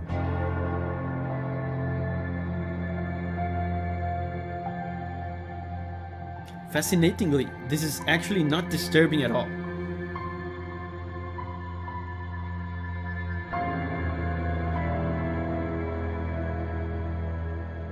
Yeah, yeah.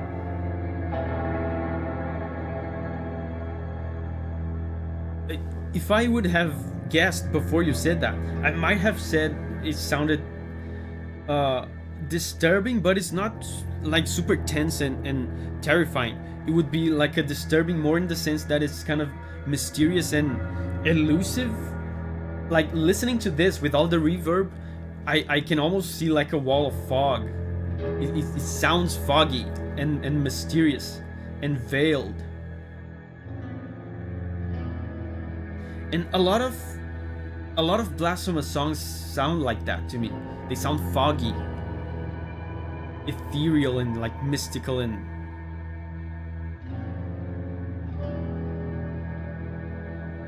smoky, is the moment of acceptance of a doomed fate. Feels heavy, like a thick black miasma.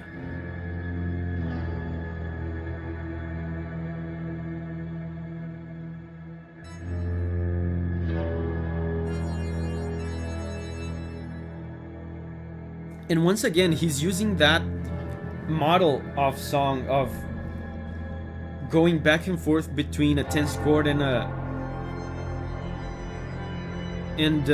home chord to create that cycle of resolutions. Remember, the sigh song is like a sigh. It's like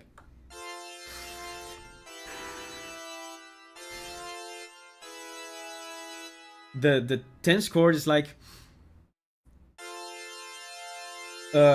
inspiring, right? And then the resolution is like expiring.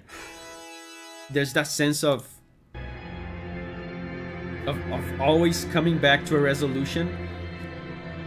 There's a dreadful sense of finality. A dreadful sense of acceptance as well. Someone mentioned acceptance. Realization.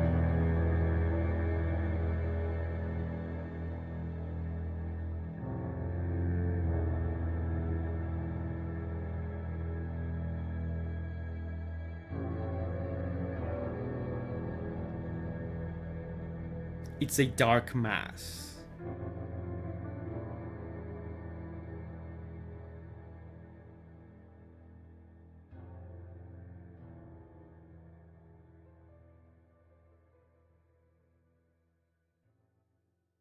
Next up.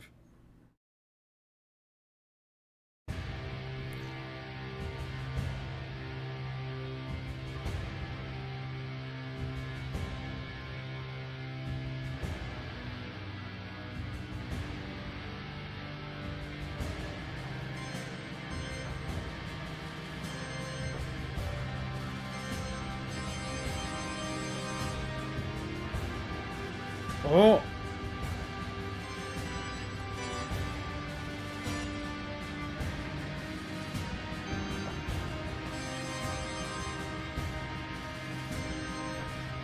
And another march-like rhythm.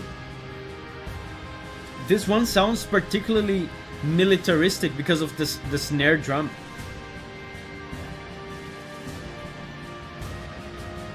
Brawlman says, shining steel of salt. Oh, acero is steel. I didn't know. Inferno says, this one is really hard.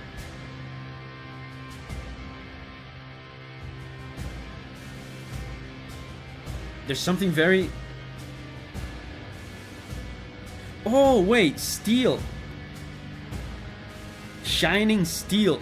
I mean, maybe you're fighting some kind of warrior, like a armored warrior, because this sounds so military.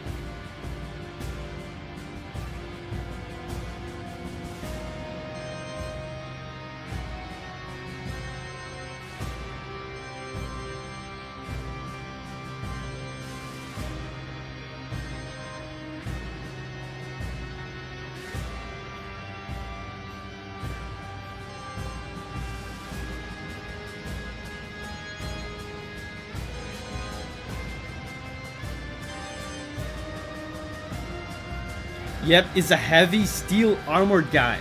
I mean, it would sound cool to say that I deduced that from the music alone, but I took a hint from the title of the song.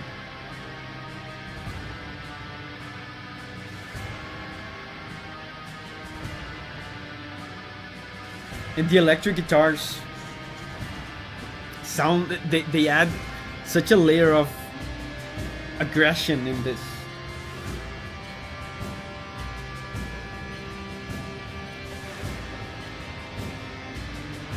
How many tracks are there? There's a total of 31.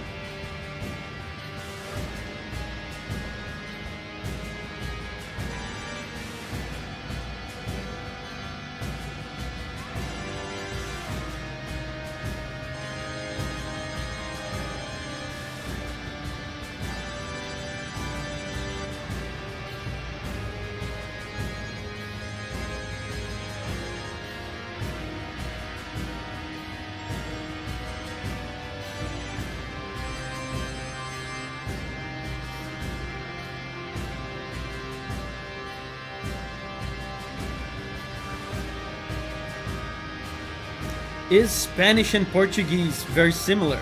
I always thought there was a difference. I mean, there is a difference, but it's very similar.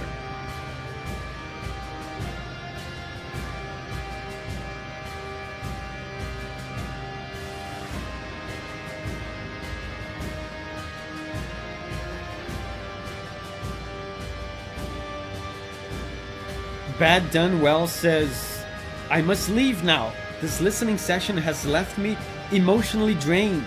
I have much to reflect about. Okay.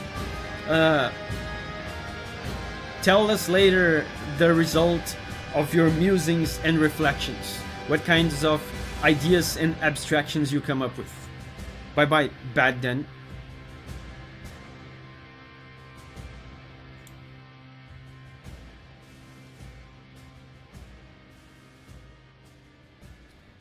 Next up is clavada. I don't know what clavada is.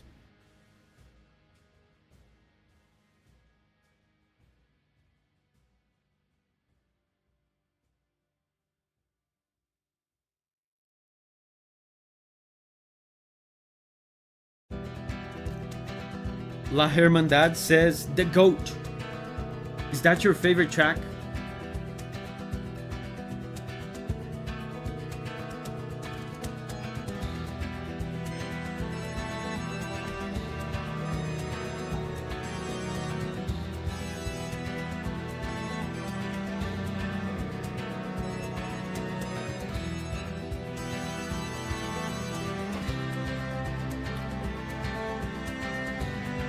Oh, lovely melody.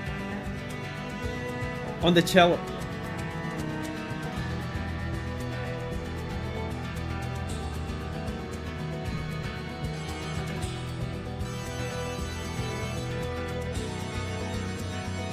And this is the Andalusian sequence, by the way, that I talked about. He spammed this endlessly on the first game. On the second game, he's holding back a little on using this all the time. Brawlman says, hands down my second favorite area of the game.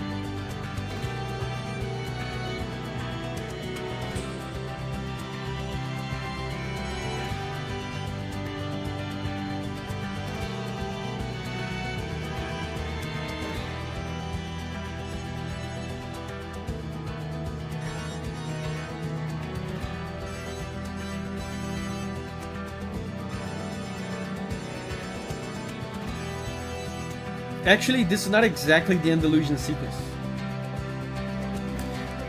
These more like flamenco-ish tracks always tend to sound a little bit more positive. Listen to this melody.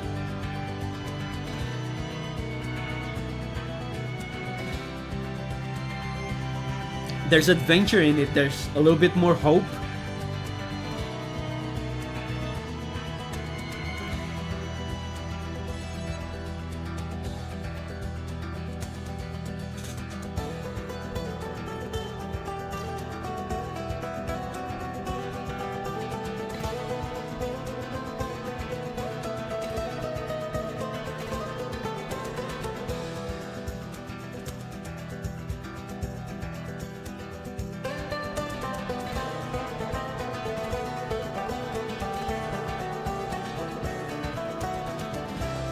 Oh boy!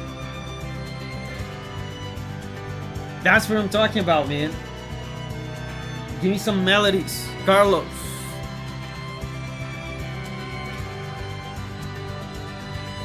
The guitar hits so bad. So it's a guitar? Yeah, it's a guitar. It's an acoustic guitar.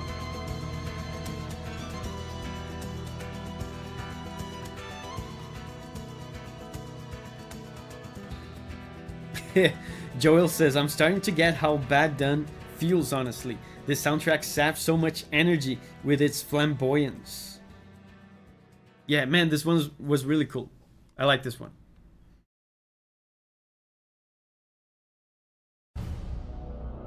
Su Eminencia.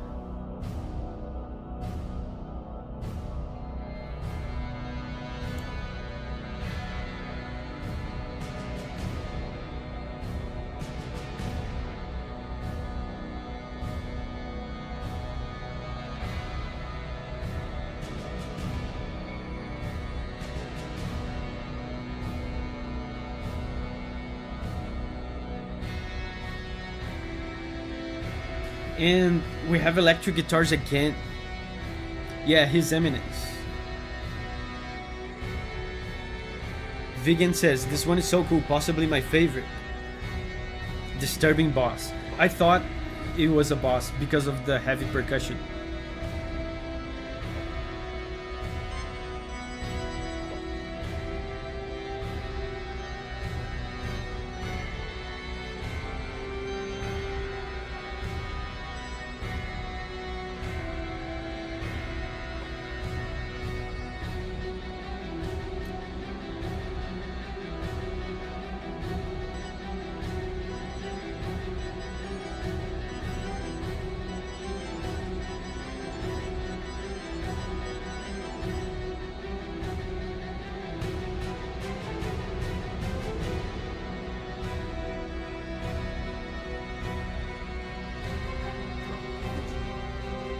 How's the OST so far, Davi? Much better than the first one. Much better than the first one. There's a few tracks here and there that are in the same style of the first game, but so far it's much better. It's much more varied. I feel like the production value is higher, of course, because they probably got a bunch of money from the first game.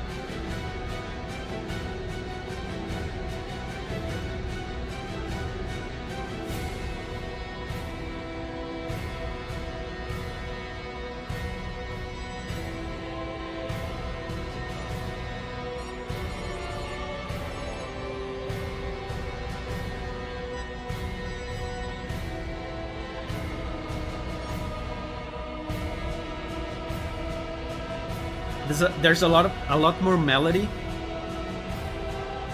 Antonio says, only one guy composed both? I think so. I think it's all Carlos.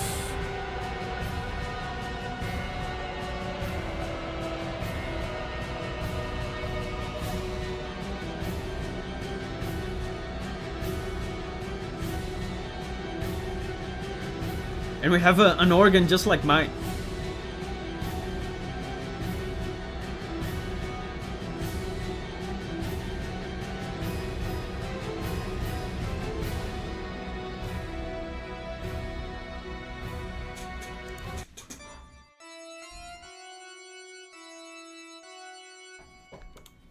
This melody is cool.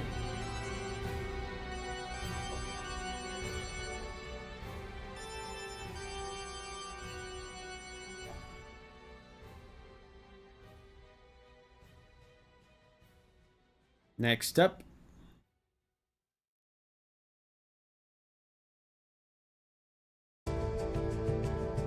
Oh, another guitar one. I love these. Alzada sobre los hombros. Hombros. Is that shoulders?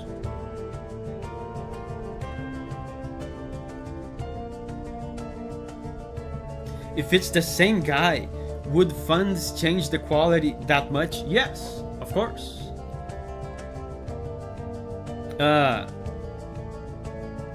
If the developer has more money, you as a composer will have more resources to hire musicians, maybe hire an orchestra.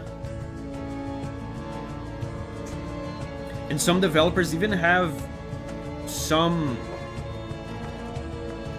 development money set apart specifically for that. Raised on the shoulders.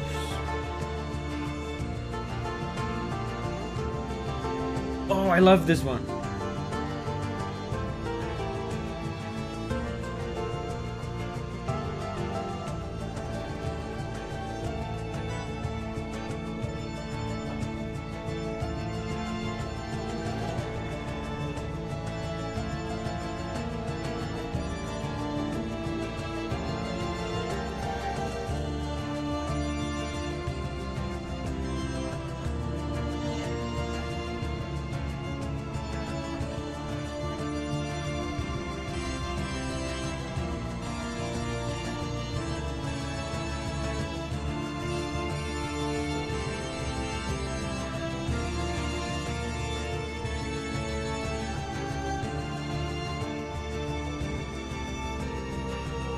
Amazing, I love this one. This is one of my favorites so far.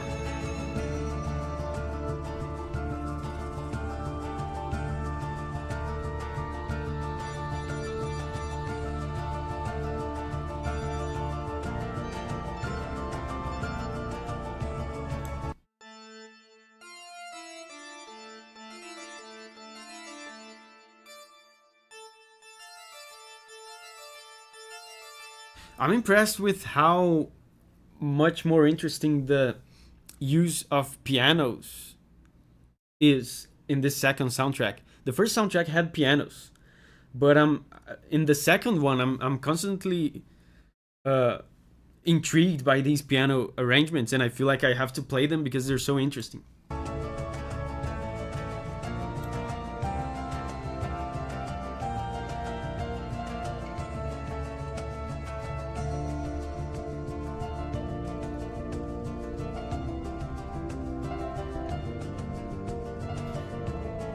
Line Ghost says Viola told in an interview that the game directors told him to do more ambient on the first one and more elaborate on the second. Man, hold up. That speaks to me so much.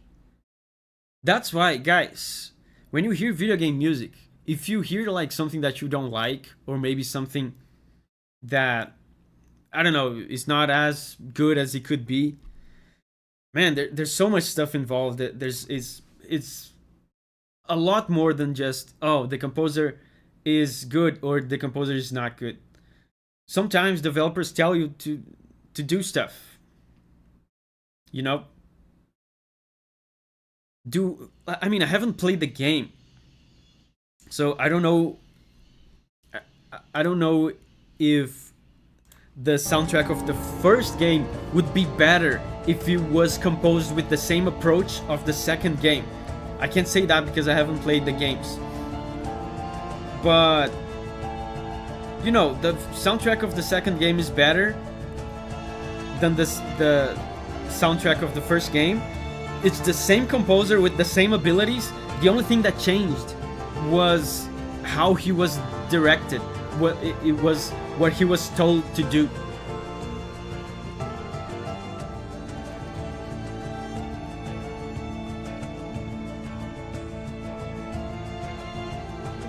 I think about that a lot. That's why I don't, when you see my videos in this channel, I rarely like shit on composers or say, oh, this composer sucks, or this song is not great, the composer didn't do a good job, because game composers, they just do what they're told.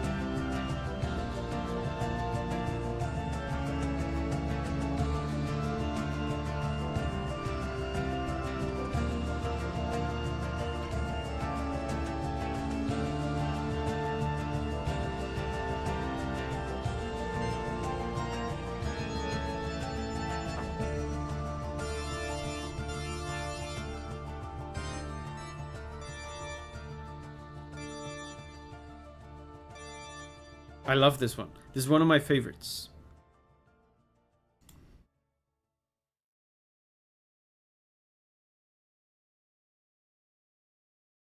Cinco palomas, that is 5 pigeons. You're incidentally putting up a good argument to say ambient music is kinda lame. I mean, ambient music has its place. I'm not saying it's lame. That's why I said I can't like judge if from a game design perspective, I can't judge if the first soundtrack is better than the second, because I haven't played the games. Maybe, you know, we're listening here like out of context, so out of context the second soundtrack sounds better. But maybe when I actually play the games, I will say, oh, actually, the second soundtrack doesn't fit the vibe of the game at all, and the game benefits more from ambient soundtracks. Maybe that's something I'll say once I play the games.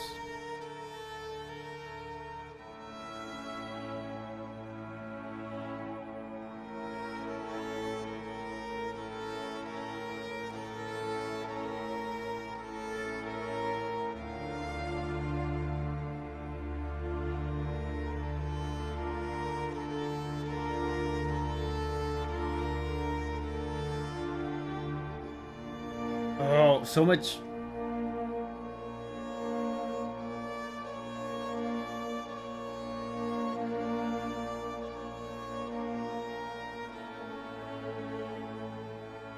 So much drama, man. So much melancholy.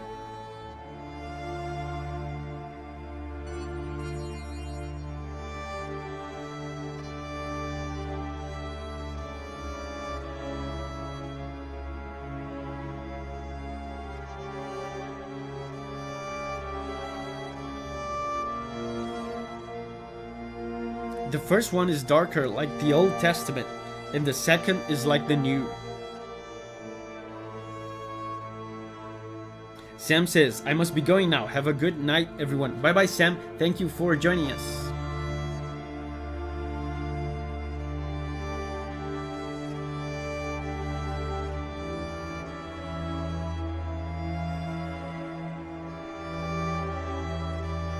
I get the feeling that our protagonist has been really broken by his journey, but just can't bring himself to express it. I've been getting this feeling as well throughout the soundtrack. There's these small moments of vulnerability, of introspection, it feels like.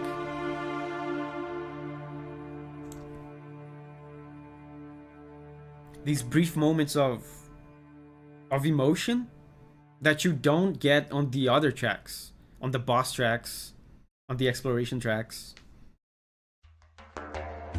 Dos Lunas.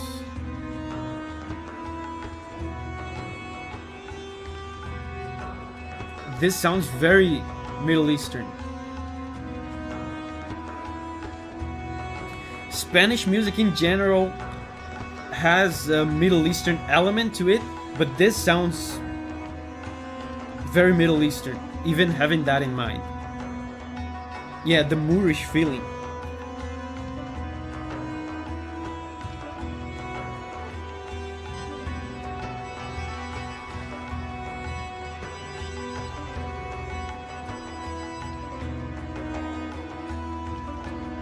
I think this style is called Mudehar.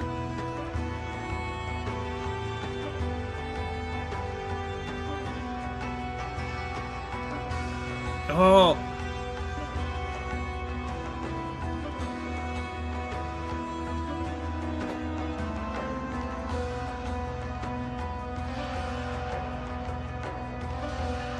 There's a Middle Eastern stringed instrument there.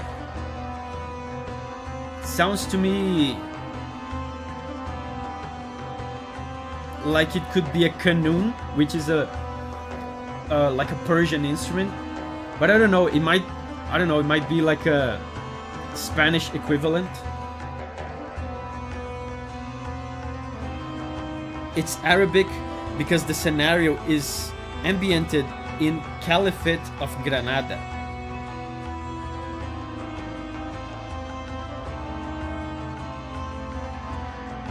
Does your shirt have an eject button on it? Yeah, if I press here, the shirt ejects me upward and I'll fly towards the ceiling. Shirtless.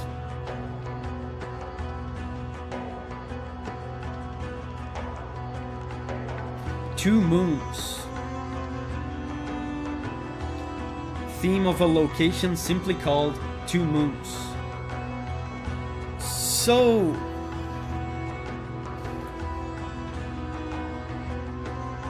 that's interesting. So in Spanish, do you not?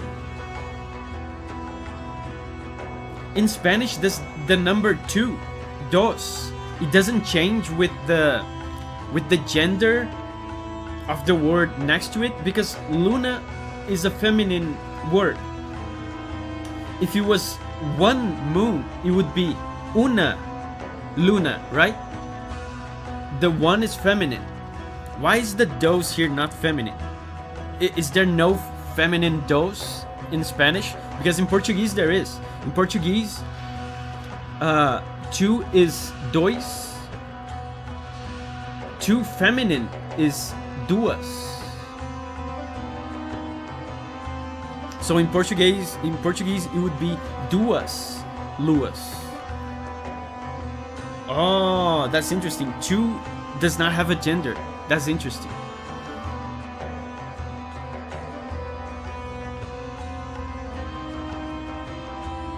There's no gender for dos. That's interesting.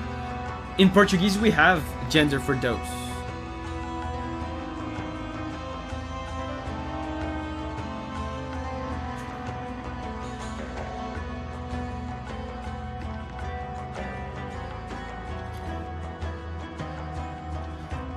Our numbers are not gendered except for the number 1. Yeah. Our numbers are not gendered either except for 1 and 2.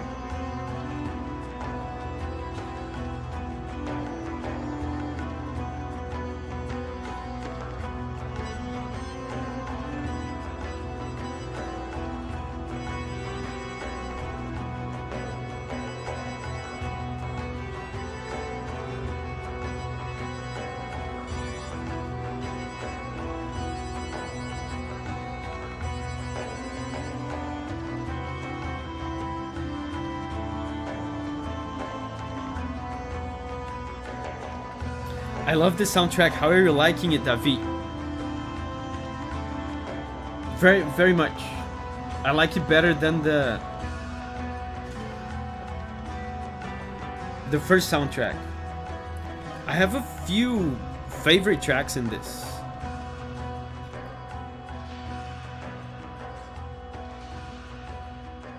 The thing is, I don't remember the names of my favorite tracks. But I mostly like all the faster guitar ones.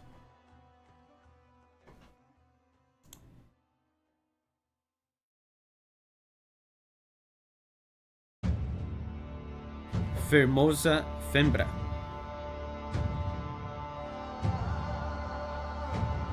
Oh, we have some voices. And again, very Middle Eastern.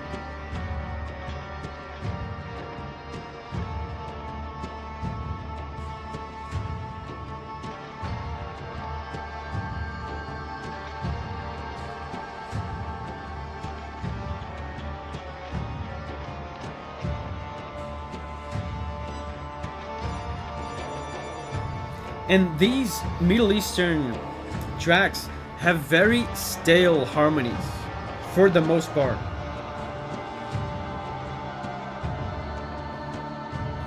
And that's just a characteristic of Middle Eastern music. A lot of them just have drone harmonies that just hold the same chord for the entire song. He's mixing up a little bit here.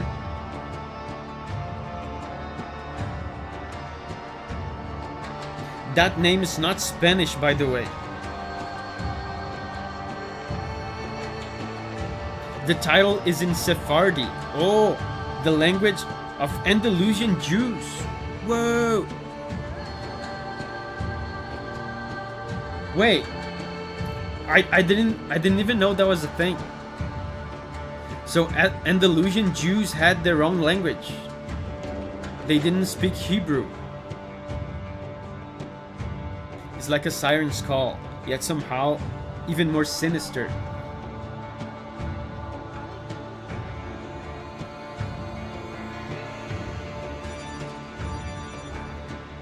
There's something heavy and ominous about this.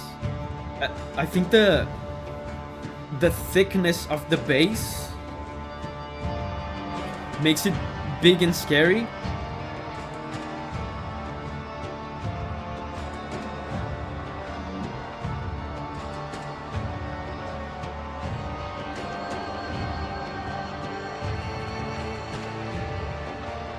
Sephardi is still spoken in Israel and Turkey.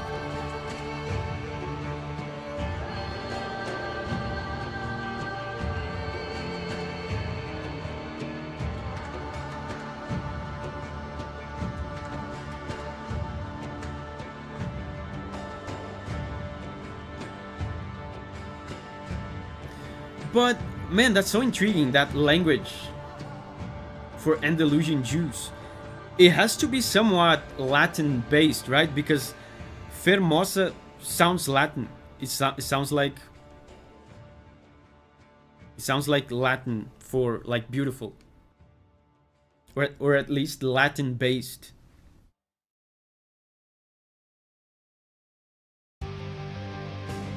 Padre de los penitentes.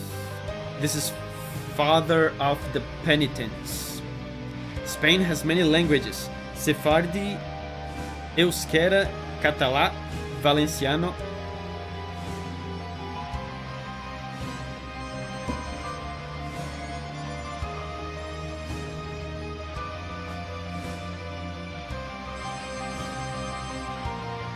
Oh,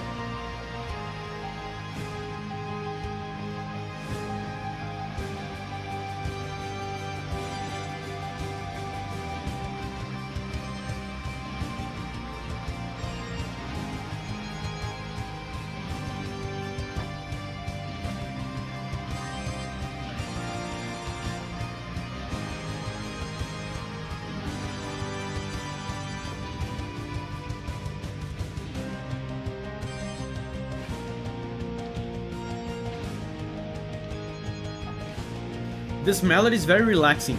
That's a contrast comparing to the last couple of tracks. The harmony goes down stepwise.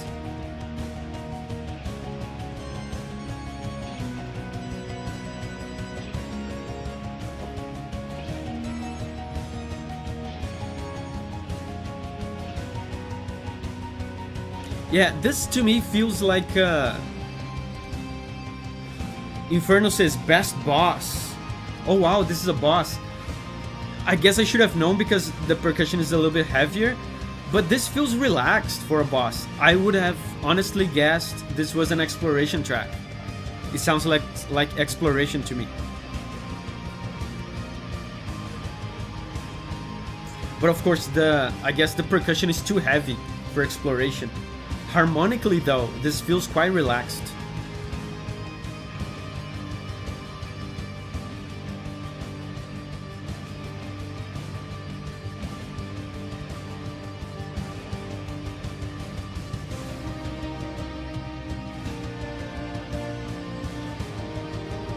Amanda is here. Hey Amanda.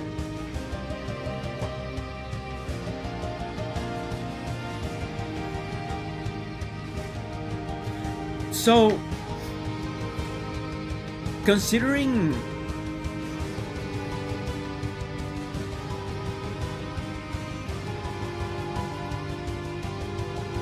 how relaxed this song is despite being a boss theme, I would guess if there's a backstory to this boss, there's probably some nuance to it. Like, it's not a big bad guy that you have to kill. There's probably some more elaborate, nuanced conflict going on here, because I don't sense evil from this music. This boss isn't relaxing, it's the hardest. For some reason, this sounds like someone crying. Yeah, there's melancholy. That's what makes me intrigued about this boss.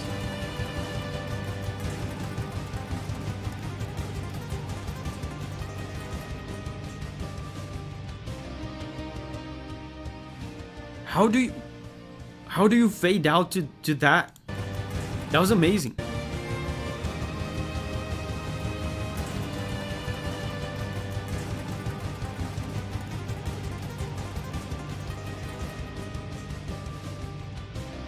Okay, that was very cool. It's the end of the oldest penitent, a man as old as God himself.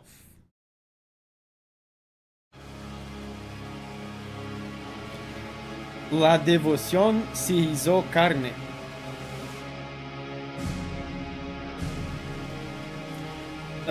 The devotion made flesh.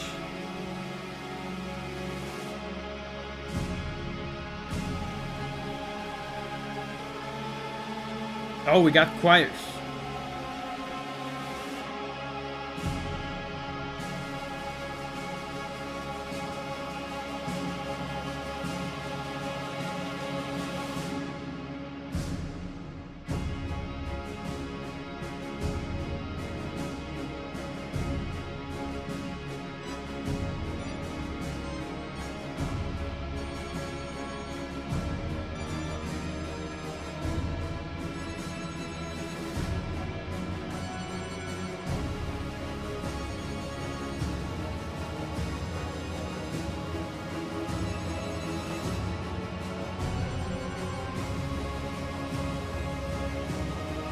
Final boss time. Oh, this is the final boss.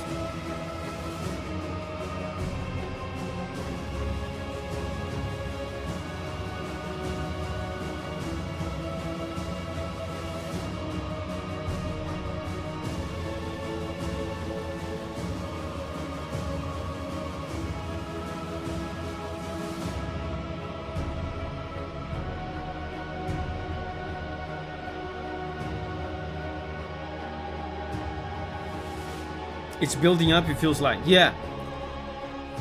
It feels like they're looping.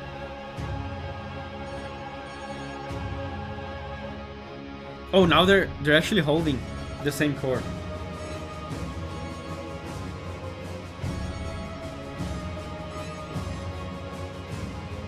Yeah, but it does feel like they're building up.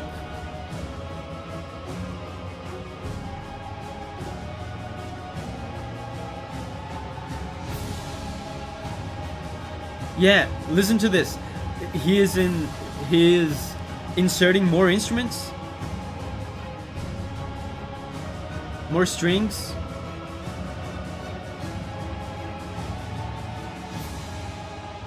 Kido says, okay guys, David, thank you for having me. I'm gonna call it a night. Bye bye, Kido. Thank you for joining us.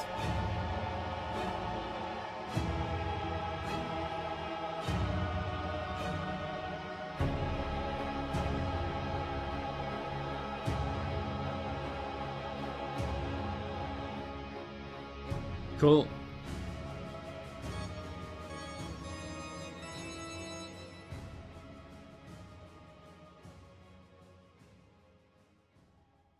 We're almost done. I feel like this soundtrack is shorter than the first game, but the first game had DLC, right? This is El Segundo Salmo. This is the second psalm. The other goat.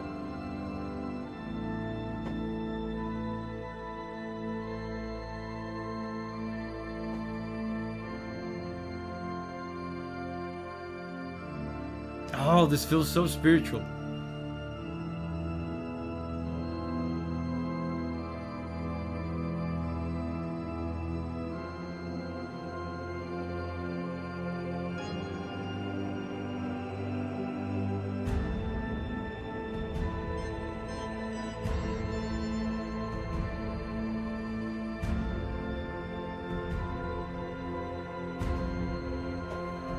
If the previous track was the final boss, is this some kind of final cutscene or something? It doesn't sound like a second phase for the boss, but it could be. Could be. This is the ending cinematic. Yeah, this is what I thought.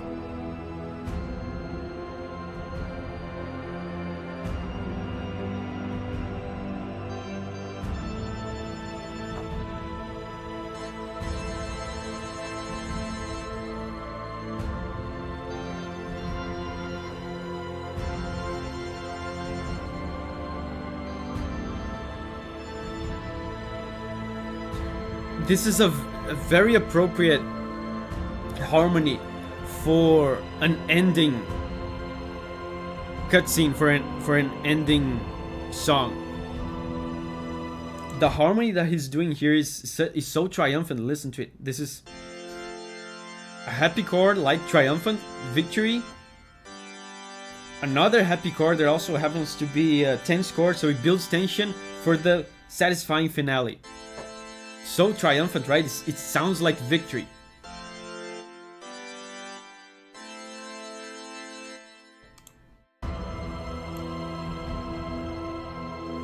Yeah, triumphant.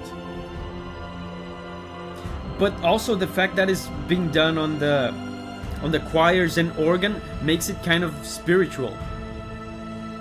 Makes it kind of introspective.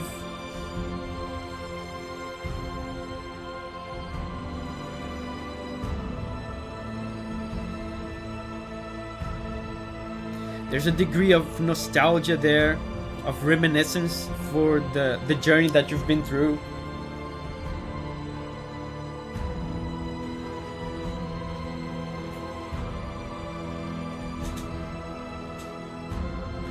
Triumphant sequence.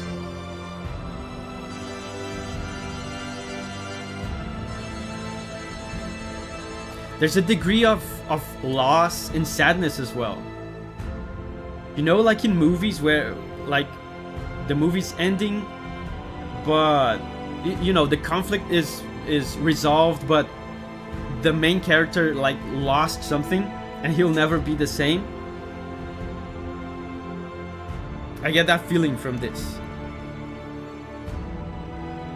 Why is this in the bad ending if it's so good? Oh, is this the bad ending? Maybe that's why I feel like that little sense of sadness.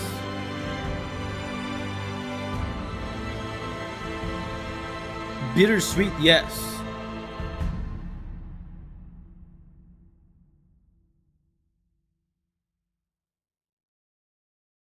What now?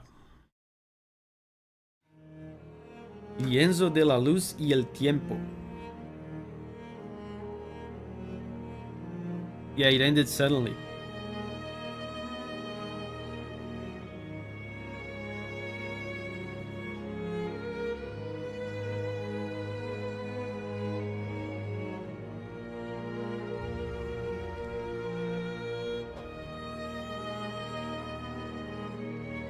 Oh, this is the good ending.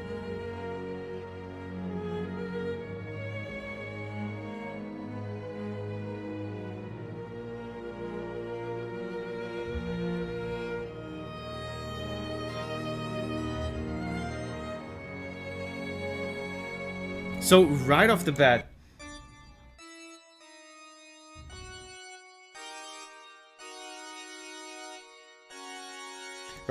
the harmony is a lot more positive than the bad ending. Listen to this chord.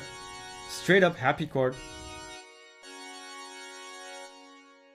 There's still like that somberness that the game is known for, of course, but it feels a little bit more positive.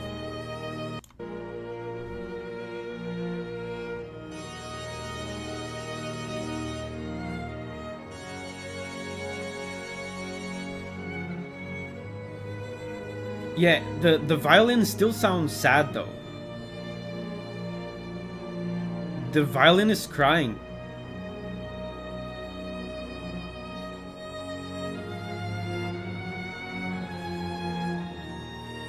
Oh man.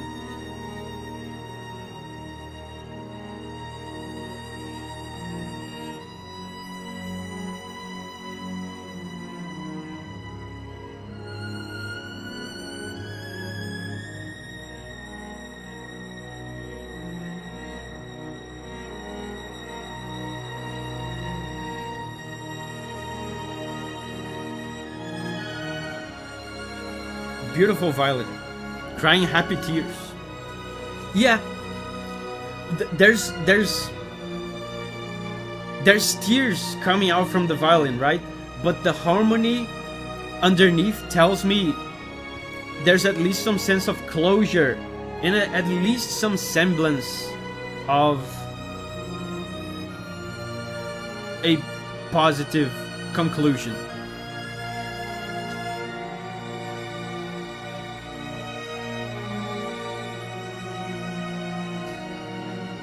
Tanak says, the true ending, if you are aware of everything and remember both games clearly, it's so satisfying. Even, heck, it is even happy. Is it really over? I mean, soundtrack-wise, no. We still have Jardín de Altos Coros. It's Garden of High something.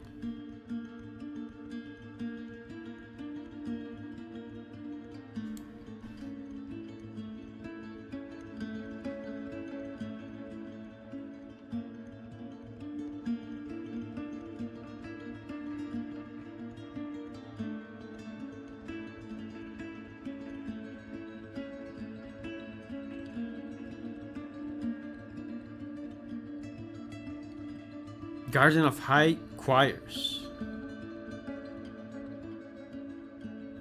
A solo guitar piece.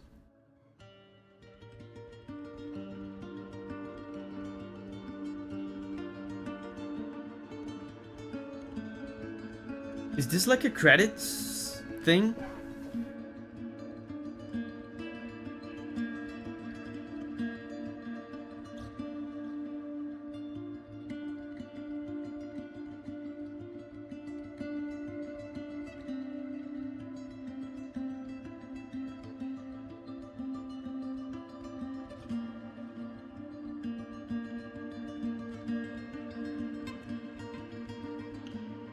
This feels very quiet and introspective to me.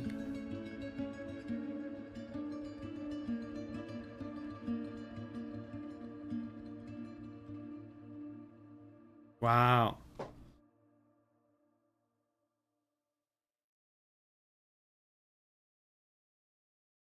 It's a secret. Oh, this is a secret place. I thought this was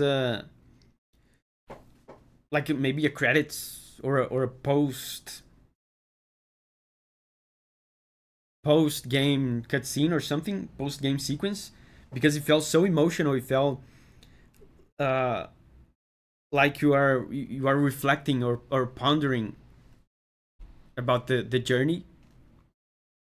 But guys, that was so cool, man. This legitimately made me want to play Blasphemous.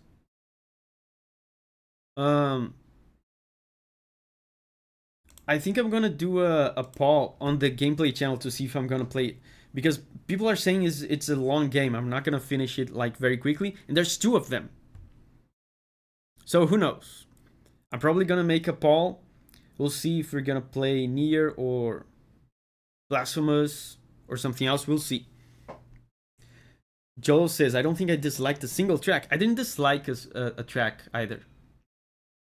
I don't think I disliked the track. Of course, I have favorites. Let me see if I can find at least my first favorite, because I remember my first favorite was one of the first ones.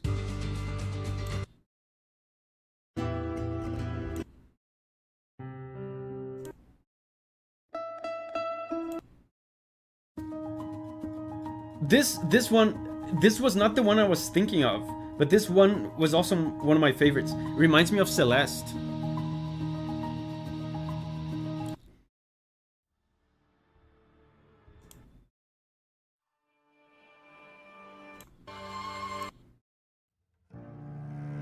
Oh, I can't find the guitar one.